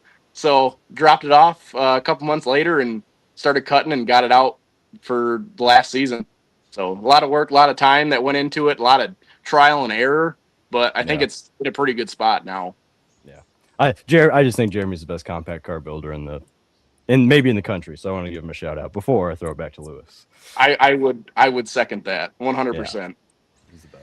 Well, and while we're on Victory by Design, do you want to mention before we transition? Because I kind of want to go back to the conversation about just different things tracks can do, because I feel like there's a lot of meat there still to kind of go back and just converse.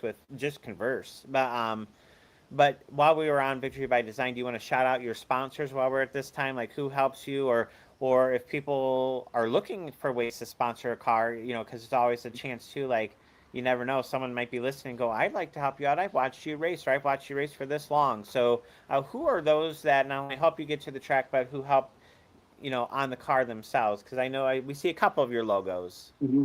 So first off, I got to thank my wife, for everything that she does, all the hours out in the shop, everything that goes along with it. She is definitely my number one supporter and my harshest critic. She teaches me how to drive from the grandstands, and if I don't know what I'm doing, she'll take over the seat anytime. My daughter, she did her first oil change yesterday. She helped me. She learned at 3 years old. So, and then I got to thank my uncle for the transportation. On grade for all your 3D modeling and takeoffs for earthwork. Victory by Design chassis, obviously. Jaws Auto Imports, we actually picked them up this week to go to Canada. They import cars back and forth. They're third party. So I said, hey, we got some Canada. We got a Canada race this year. Be a great sponsorship for you guys. And then Vector Point Solutions also for all your on-site civil GPS work. Yeah, well, again, that Canada race. I mean, do you want to? Why don't we, before we go back, because I like the meat on the bone that we had with that conversation a few moments ago. But do you want to talk a little bit about what it's taking to get to? I mean, for you, Canada, like I said, is your neighbor. I mean, it's just like rock skipping and jumping around the corner for you. Where on my side, it'd be like a long drive to get to Canada. Mm-hmm. But since we are on the National Compact page, how are you preparing to cross the border with a race car parts, race car trailer, race car tires, race car, all this stuff? So since I've done it before, it's a little less daunting than it is to other people. Like I talked to Chris Elwell today because he wanted to know what he needed to get across. So being in Michigan, it's nice having the enhanced license, not having to have a passport. I've gone back and forth to Canada a couple hundred times. I didn't know you guys were privileged like that. So you can apply for an enhanced license and use that to get into Canada and Mexico without a passport. Yeah. Huh. So if you have an enhanced license, you just hand them your license. They check it, make sure your registration and insurance are good on your vehicle and everything, and then you're going. So since our race cars, they're closed course cars, we're not required to have a title or anything like that. And then you have to have a rough manifest, say, hey, I got 4 spare tires on wheels. I've got 5 gallons of race gas, a generator, and my toolbox. If they have any issues, they'll pull you aside. They'll open the trailer door or, open the bed of the tailgate or whatever it might be and take a look just to see what's going on. But 9 times out of 10, you really don't have any trouble. So that's where you put a Canadian flag on the back of the car with like a 20 next to it, or a $100 bill with like a winky emoji, and be like, all clear, right? I mean, it might be the 51st state someday, so you never know, right? But that's something that, again, for people who think about traveling, because you've heard so many border crossers with racing share like horror stories and different things that, some late model drivers, others, and then you get the stories like what you're sharing, and they're also Canadian drivers who we cross all the time, because that's the only we can only race in America, in like Michigan. They come to Michigan all the time because maybe tracks around them are numerous hours away, right? So that's why I thought, well, why don't we even talk a little bit about that, since you also brought up Canada? Is like, what is it taken to prepare? So for anyone who's watching who might be thinking about racing with the national compacts over in Canada, and or maybe stressing about it, can feel like, okay, maybe it's not as bad as I'm thinking it might be. Just because, again, if it's on Facebook, it must be true. And that's sometimes what you see on Facebook are all the, they'll trend. Like, Yeah. I'm friends with you. I don't follow your page. Why am I seeing it? But it's in the algorithm, right? So Facebook is going to push it because it's in the algorithm. People are commenting on it, saying whatever they're saying. And sometimes it's people who don't even know the situation, certainly have a lot to say. But that's why I thought, why don't you kind of share that? Um, and have you ever been to that track in Canada? Just to clarify, you've not raced at that track I yet. not. Yeah. I Because you go ahead. I wanted to go the year that I went to Sauble, and Okay. I honestly just couldn't get the time off work, and that was the only reason I wasn't able to go, or I would have ran there before with the Mini back in the day. Yeah, because I know you had mentioned that you'll see like how much banking and all that is there, but I didn't even know if even as a fan you might have been there or seen it or whatever. But no, so it's all going to be first time experience, which maybe sometimes that's not a bad thing, right? Because you can just Right. try, you can kind of it's like a blank canvas. Mhm. Um, but kind of come back to America then. Just because like I mean, you were coming up with a lot of great ideas, you and Bougie, when you're talking about like fans in the stands and the different things. So when you talk about the different tracks that you've gone to and the character, do you feel like fans at the track who are maybe casual or maybe come every now and then, have you gone to a track yet that you feel like the track is helping tell their story really well so that fans who are casual coming for the first time or maybe second time, like, hey, I know why this track is important, or hey, I know this track's history. Like Slinger, you walk on the concourse in Slinger, you have billboards everywhere with championship drivers from every class. I was showing Sabrina, I said, this is every class, every champion, every year. So I feel like Slinger, does that. And Corrigan Oil has a little bit of that at the front entrance where they have old pictures and they have, of course, the Michigan Hall of Fame there and that sort of deal. But, when you go to these other tracks, do you feel like there's any track that stands out to you where you're like, I know the legacy of this track, or I understand the legacy of this track, or they still have a program that tells their legacy of the track? I don't know necessarily like Corrigan or Spartan to me. Um, they don't have anything like a Hall of Fame, but Berlin, I think, does a good job. They have the banners of last year, who won the Battle of Berlin, who won the Money in the Bank, who won the Arkham Menards race, and they have that plastered on the grandstands on the backside. So as soon as you pull in, you know who won that race, and Yep. it stays up all year until the next winter. And I think that's pretty cool to win a big race like that. It shouldn't go forgotten. Yep. Well, sometimes, and I think Buju's had this with his Buju bull rings, right? Is trying to find some of these records and find some of these things for some of these tracks are even still kind of operating in a way, and to still find history and that kind of deal. I mean, look Yeah, at it's like Montville when they deleted the Facebook page, literally everything pretty much with Montville that was at least on that page gone, lost to And time. and this was before probably Lewis's time, but I think Bougie might remember it. MSTRC, Michigan Short Track Racing Club. There was yeah, it was an online for you. Do you remember that? I do a little Um, bit. I was so on a I lot of remember, forums. yeah, it was a lot of forums, but Merle used to post on there every single week, like how he Yeah. would on Facebook, and Mm-hmm. he was posting on there until it ended. So Yeah. it's sad that the domain's gone It is. now, but it was really cool to get on there Sunday Yeah. morning or Monday morning and see what was going on everywhere. Yep. The old Because we didn't promoters have point. we didn't have Race Monitor, we didn't have Race Yeah, Pass. yeah. Yeah, So that was it was Stock Car Extreme as well was the big one down here with Yep. Ron Varash and Carl Smith running it. That I spent Yep. a lot of time on old Stock Car Extreme. That's where I made my media debut. Actually, Lewis was writing race recaps on old Stock Car Extreme back in the day. there you go. Well, I think that's the thing. That's why I said I kind of wanted to go back to this because as you guys were talking, I mean, a lot of people in the past have talked about like lucky numbers, and I've given the idea to tracks to go down to the Little League because I forgot who said this, but I know someone has said it that the most expensive seat is the empty seat. Mhm. And I proposed to a track. I said nobody knows who gets in for free or not, except Yeah. when you announce your free ticket winners online, then then those people know, hey, those two people, Yeah. but you couldn't pick them out in the grandstand. Right. So Right. if you 500 people from a little league sitting there or churches, you bring out a church, you have a little thing. Yeah. Nobody knows that they didn't pay for the tickets or they paid a really good discount on the tickets. Like nobody's going to know that. Nobody's walking around with the stamp on their forehead. But when I talk with tracks about that, they still see it as losing money.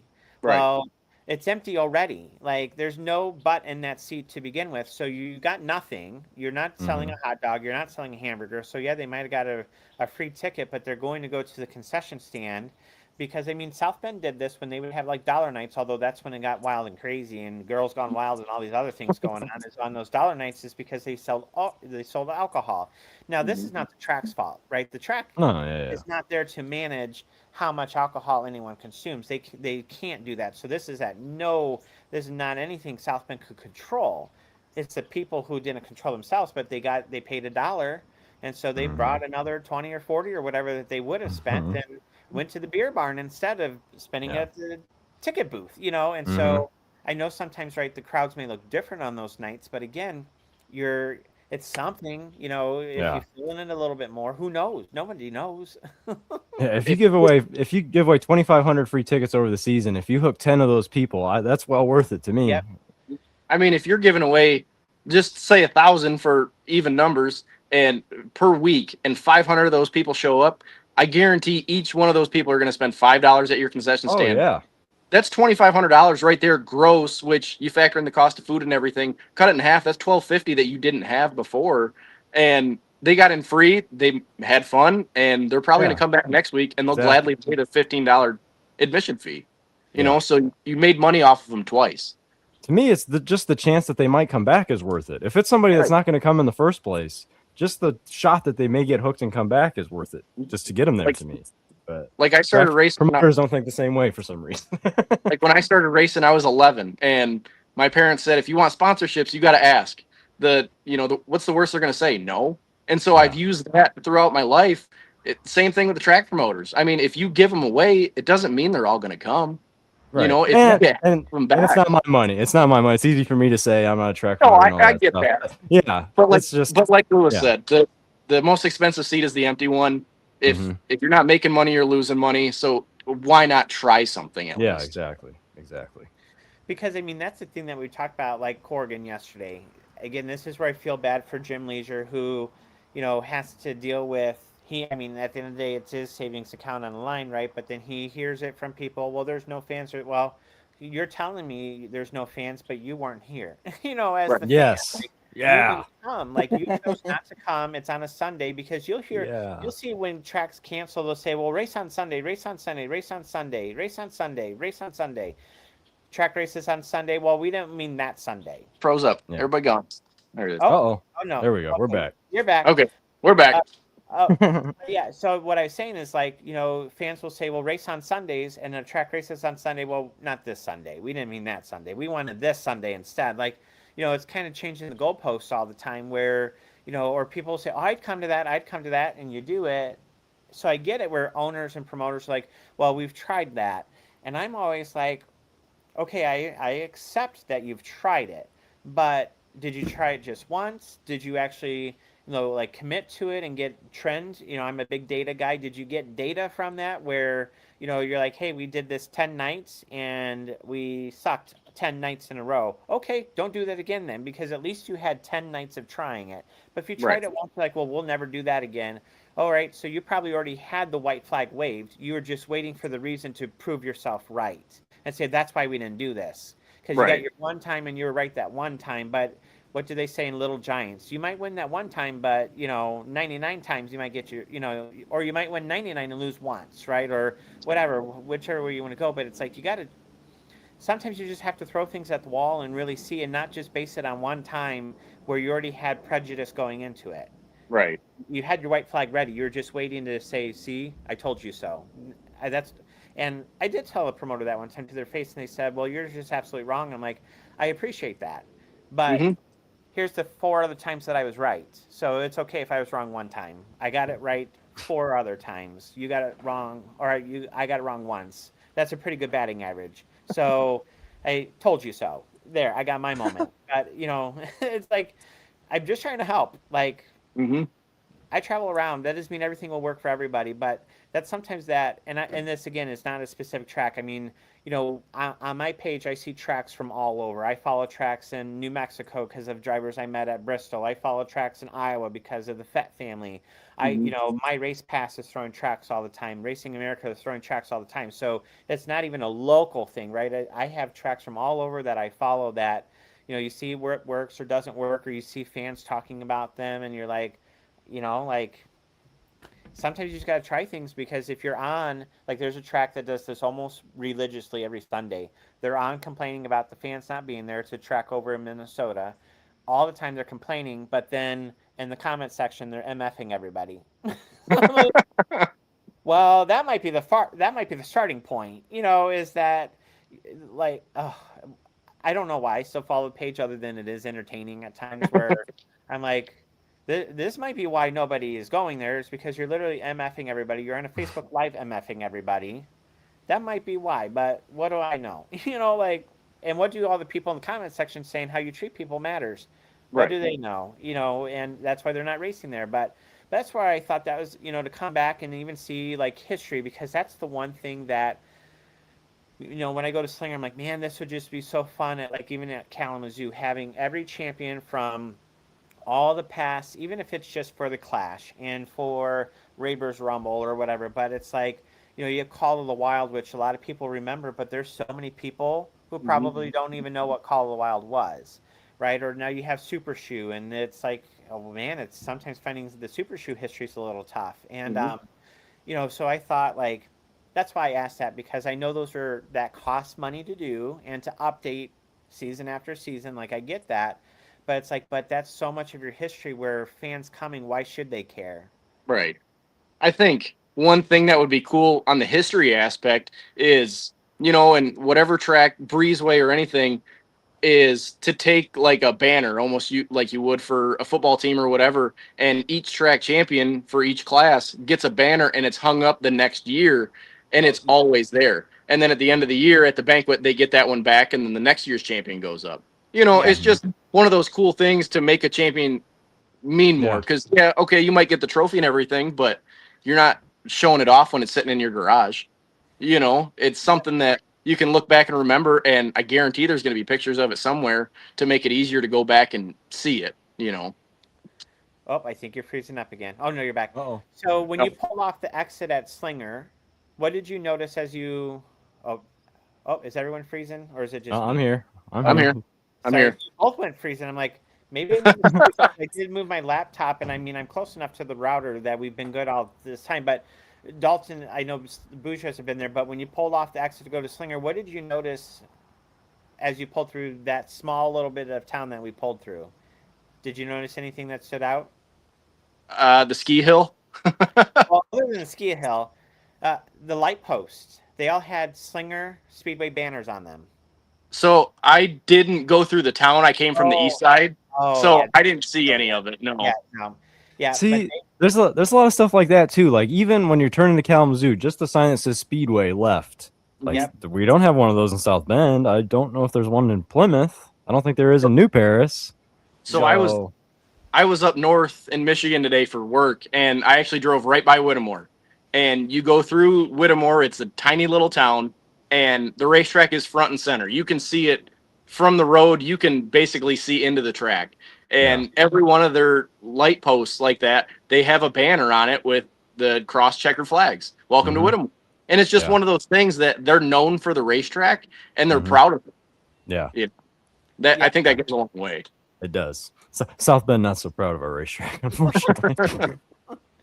Well, but that's where when I pulled off the exit, that's the first thing I noticed, is that part of the town crest or town seal had a checkered flag in it with Slinger and a race car, and then you just ride along in that little bit that you go, almost like when I go through town here, like in a couple weeks we're gonna have our football banners and our band banners, like all the seniors. And the main town, my school is two towns combined, but the main downtown is the only one that really gets the love, and that's a point of contention. But But all the seniors have banners from band to cross country to football. It's like it's not. It started as just football, and then it's expanded to all the areas. But that's where I'm like that going through Slinger. That's what made me think of it. Or we've talked on here about Plymouth Dirt Track in Mhm. Wisconsin at Sheboygan Fairgrounds. I was telling Buju about it, and I tell people anybody when Drew was over there. I said to him, Denise, and Bubba, like, go to the Plymouth Dirt Track, although they race on Saturdays, but they were there. Mhm. I'm like, there's balconies on the back of these homes. The track was put there in 2005, so old, a newer facility, right? And on the back of all these, and you see the beer going down, and you see the brats cooking on the grill, and like they're all sitting on the balconies, almost like Wrigley Field in Chicago, right? Facing the racetrack, watching the racing action from their balconies. It's like you have those areas where they've embraced their racetrack. They love their racetrack. They promote their racetrack. The towns showcase and they work as partnerships. And then you have other areas where townships are constantly fighting their racetrack, especially in Southwest Michigan. There's 2 townships that are constantly fighting the racetracks all the time. And, it's like, and these are economic powerhouses. They may not Right. look like it, but they're economic powerhouses. They bring people in. I mean, I go to New Paris every Saturday, and that means I become a consumer in Indiana. Yeah. And And what other reason would you go to New Paris, Indiana, outside of the Speedway? No, really, honestly.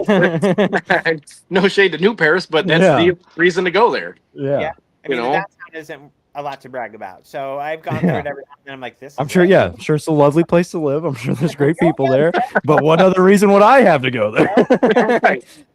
So you're literally spending money in that town. You're spending money at that track, and that track is a taxpayer, and that track owners are taxpayers, right? Like you have all these things, and so that's where it's like, I don't think a lot of places think about this, but they'll, and this is not judging anybody, so please don't take it as a judgment, but they'll put, you go to New Buffalo, and there's a cannabis shop like every 5 feet. Mhm. They'll have all that, but Yeah. Yeah. I The bet if you racetrack went down is. there and said, "Hey, we could put a racetrack down here," or "No, no, my backyard." Yeah, Okay, you know how loud that is.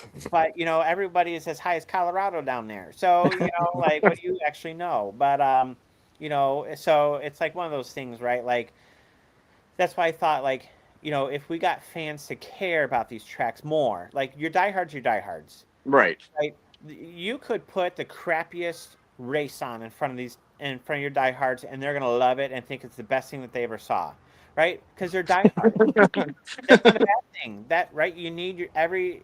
I mean, take it from a Chicago Bears fan, right? We just embrace it, just like Cubs fans for a while. We are still living. At least we have 2016 to remember, but still, like you have your diehards. So your diehards are your diehards, right? Those aren't the people, the diehards will sit at the track till 4 in the morning, like the good old days, and they won't have an issue running until 4 in the morning. But Dalton, as you said, well, the 35-year-old young family with kids who maybe did sports to start the day or did something, and you've already been going since 8 in the morning or 5 in the morning or whatever, they don't want to be at the track at midnight. That family wants to be done by 10, whatever, because kids start zonking out. They start, not being interested.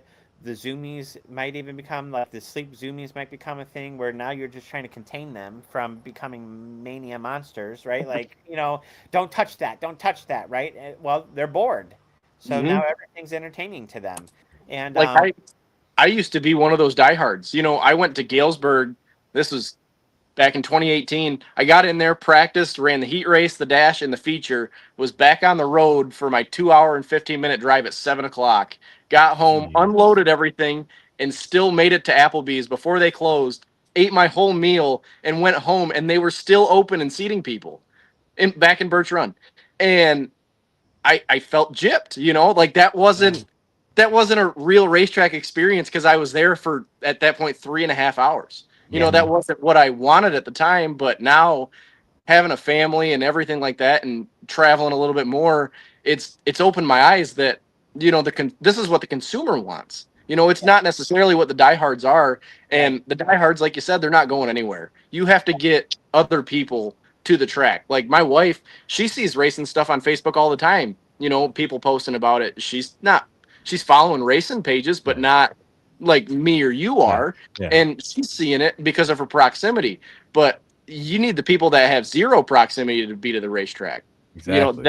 That's what you need to work on. That's why just posting a flyer and a text blob doesn't do anything. Well, what even makes me think of this conversation. So on the road, when I'm on the road, I listen to Busted Open radio. Sirius XM Busted Open. I put on the episodes that I missed throughout the week because I don't listen to it during the week. I wait until Friday because I'm on the road long enough. I usually get through the week. Is that a daily show? It is a daily show. Holy shit! That's how Okay. long I'm on the road. You guys got to step it up to get dailies. Yeah, well, I don't listen to their weekend people. I don't like their weekend people. I gotcha. Like, it's like the Dave LaGreca's and that. And so, but I'm on the road long enough that I usually can catch up for most of the week. So, anyways, they are talking about, and you've seen this for like F1 and everything. They have WWE Unreal. Mm-hmm. I like Unreal. I like. I don't even watch wrestling anymore, and I've enjoyed some of those. So yeah. Yeah, I've liked Unreal, but then you listen, and because Benny is absolutely right. There's the generational gap. Because like I'm okay with it, but I'm under 40. So Right. to me it's not a big deal. Where I kind of think sometimes this in racing, like I've seen Stephen Woods, I've seen others get like absolutely reamed because we only got 4 hours of racing. This is a ripoff. I paid $15 and I'm like, and they're going on and on and on. And, and this is not judging anybody, but it's an older generation fan who remembers the days of sitting there until 4 a.m. with Yeah. and features. And like, This was something else I was thinking about while we were at New Paris Saturday. I'm sorry we're hijacking your interview here, Dalton. We're just turning into discussion. Discussion, right? It doesn't have to be Q&A. But this was something I was thinking about at New Paris again on Saturday. It's like it's getting towards the end of the night, and I'm thinking about those comments of back in my day there was an E feature and we were here till 4 a.m. I would be so miserable if we were there till 4 a.m. Saturday, dude. I mean, like I'd be bashing my head on the table. You think of everybody else that had to get stuck there, like the fans, the diehards. They were fine with sitting in the stands, but think about that flag man. His arm was probably getting ready to fall off. You know what I mean? Like there was probably nothing you could do in the announcing booth to make the night go better. You just needed to drink at that point. You've said everything 10 times at that point. Yeah. Like, what are we doing here now? Well, I think that's the thing too. Like you just brought up the staff. The flag man. Like once Tyler McGann at Kalamazoo, once Tyler McGann is on the flag stand pretty much at 2, no, that's not right. At 4:45, let's say that's when Tyler McGann gets up there because we start practice at 4:50. With the exception of the minimal downtime that we get from about 7 to about 7:20, he's on that flag stand that whole time. He doesn't get to just go leave. He doesn't just get to go do, right? He has to bring his own water, his own whatever, because he can't go stand in line to get stuff, right? He can't go do that. Your race director, once they're on, and your tow truck drivers, your pit stewards, your timing and scoring, like all these things, right, all these people are doing that. They don't have time sometimes to even go to the bathroom, and there's not a lot of staff to just relieve. You can't just put anybody in the flag stand. You can't just put anybody on the race control. You can't just put anybody in the tow truck, right? Like it's not like, if you're at an auto shop and you have 5 mechanics around and one mechanic needs to go do something, okay, that mechanic might be able to go over. You have somebody who probably can get through enough, right? Like there's no backup. Right. So again, it's one of those that got to kind of think about them.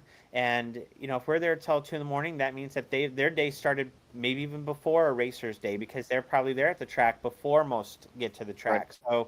So, but again, that's where, there are some ideas in here that you guys mentioned that, I sometimes wish would come back. I know it costs money to do, but it's like, but is it, can you get something on the back end of it? It might cost money up front, but can you get something on the back side to do it? So, so it's one of those things that, like Brian Kusevich just joined on. I hope Brian's safe. I was talking with him about joining us tonight too to talk about the Bahama brackets, but they got tornadoes over in that area, so their day changed quite a bit. Or tornadoes in the area and storm damage too. So over in Illinois and Wisconsin was bad. So definitely hope everyone's safe, Brian. But they're going to have a long weekend with Bahama brackets, but it's fun, and you kind of know that going into it. But they also, the staff doesn't want to be there forever either, right? Like at some point you need to have efficiency as part of your program. But so going back to this to kind of wrap up, Dalton, I just wanted to go back to there really quick. But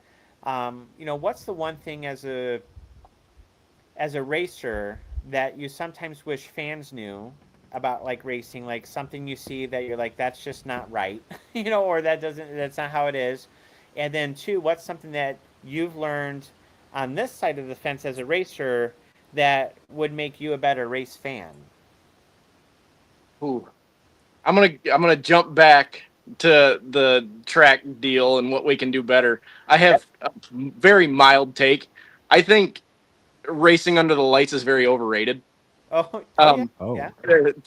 I think you would get a lot more people to probably sit out if you start racing at 3-4 o'clock. Could be Like, true. I love Berlin when we have an early or late season race there because they start at 4 o'clock. Before Memorial they start at 4 and after Labor Day, and you're in and out of there. The sun's still up. You're out of there by 7:30. You can still go to a nice dinner. And now, being on this side of it, I really really like it. So, and I think this is gonna turn me into the old man on Facebook that's going back in my day. well, like you were saying, you got to get the casuals in there. If you can guarantee, I hear you. Yeah. If you can guarantee them being out of the racetrack no later than 9 o'clock, who's not in for that? They can still get home. They can get their kids in bed at a decent time. They can get up for church on Sunday morning. There's no issue there. So that's going to be my hot take for the night. Start racing. I hear you. Well, here's another way to sell that. Some people I know have gone from Berlin to other racetracks in the same day. They've gotten basically two programs in the same day because one started. Man, you're right. Slinger does the same thing. Slinger starts before. I want to say it's also before Memorial Day. They start at a certain time. Then they have summer hours, and then they have fall hours where they'll fall back once school's in session and all these other things because they're on a Sunday, right? So that's something you have to kind of think about is, kind of. Yeah, and you don't have to start at the same time every week either. I mean, consistency is nice, but if you're like if you want to get run a earlier show one race a month or something like Dalton was that's not what Dalton said, but the earlier show like Dalton said, and do that once a month, maybe that's an option. But there's definitely things to play with, and I just feel like the creativity is lacking sometimes. Yeah. But to get back on what the fans don't see is what's actually going on behind the scenes that I wish more people would see. Like, not all the delays are always somebody's fault. There's always going to be a weird quirk. The scoring loop's going to go out and you got to fix it, and they're getting restless in the stands or whatever it might be. Yeah. It's not for lack of trying. And then to be a better fan now, it's understanding those things and the couple delays or whatever it might be. Like, hey, the ambulance isn't quite in place because we had to shuffle some cars in the chute. Whatever it might be, things like that. That it's just have some patience, have some grace with the thing. To Dalton's point, they're working more on the staff side of things, I guess, now at racetracks. It's like the staff is never up in the tower or in the office going, "Oh, we got him here for another 15 minutes, boys." Yeah. No, they're trying to get it through too. It's like, and I've been in the race car too. It's like, why are we still doing caution laps? But there is a reason that we're doing it. Yeah, that is my pet peeve: is just running a million cautions. Just park us if it's going to be a minute. Park us. Yeah. Like if we have to run more than 6 caution laps, no, just park me. I'm with you. Let me save the fuel money. Yeah, because that was, where was I? I was reading an article somewhere. I forget where. It might have been a Speedway Images Action article, but because Jim Foose has been doing different series kind of things with his writing, and that's kind of what made me think. Because I always tell Drew Jack, and I know we'll wrap up soon. Because Dalton, we've already had you for an hour, and you have kids and everything. But you just got to eat. Yeah. Those Boujou bites, which I'm like, I'm glad that we had that idea. I'm like, we talked about that Boujou bites, and I'm excited that you're doing that. So I got to make a graphic. You biting something. I haven't watched your episode from last night yet because I was telling Dalton, I said by the time I got home it was midnight. Yeah, I hear you. And then so it's a quick one. It's 23 minutes for you. Okay. Features and Features available on YouTube, Facebook. Yeah. I mean, I Spotify and Apple Podcasts. you saw the first time I posted on Facebook earlier today. I mean, it was like I just haven't even been on Facebook, and I know people are messaging me. I was just looking because I was getting ready to message Dalton with the link when he had actually messaged me because I just gotten on StreamYard at that point, and I went, "Oh, I didn't message him last night." I felt like it was on my sticky note to do that, but I was so zonked by the time I got home and everything, and I sat in the Burger King drive through over here for 20 minutes waiting for food, and I almost pulled away because I hadn't paid at that point, but I always judge those people who do that. But I'm like, I lost all this time just sitting here. I'm tired. I'm ready. Like whatever. But I always told you, Jack, to go back to that. I always told you, Jack, that I was a dumb race fan, and I've learned so much on this side, and I'm still learning. Like I tell people all the time, like I'm never going to say I'm expert in something. It doesn't matter how many races I video, it doesn't matter how many times I do GoPros or anything like that. Like I'm not expert. I'm constantly learning. I'm constantly trying to look for different things. But that's where, I've countered that to some people. It's like, okay, now you as a race car driver, because now you're on this side of the fence. How does that help you make you a better race fan or things that you understand because you live it on the other side, right? But you hear it from that side, right? You can go to Facebook comments and and a few weeks ago, no one took offense to it, but I think people knew how I meant. And so again, no offense to this, but you get those who do just iRacing. And I get iRacing is like pretty realistic and all these things, but at the end of the day, it's still a video game. If you crash in iRacing, you don't have a $1,000 repair bill on a race car. You repopulate and you go race again. My brother crashes all the time, and it didn't cost him any money to fix that car. It literally just repopulated on the screen, and he drove more and crashed again. So but sometimes on my comments, and I've seen in other pages, you'll get those who say, "Well, when I'm on iRacing, no, you've already lost the argument there." Lost the plot.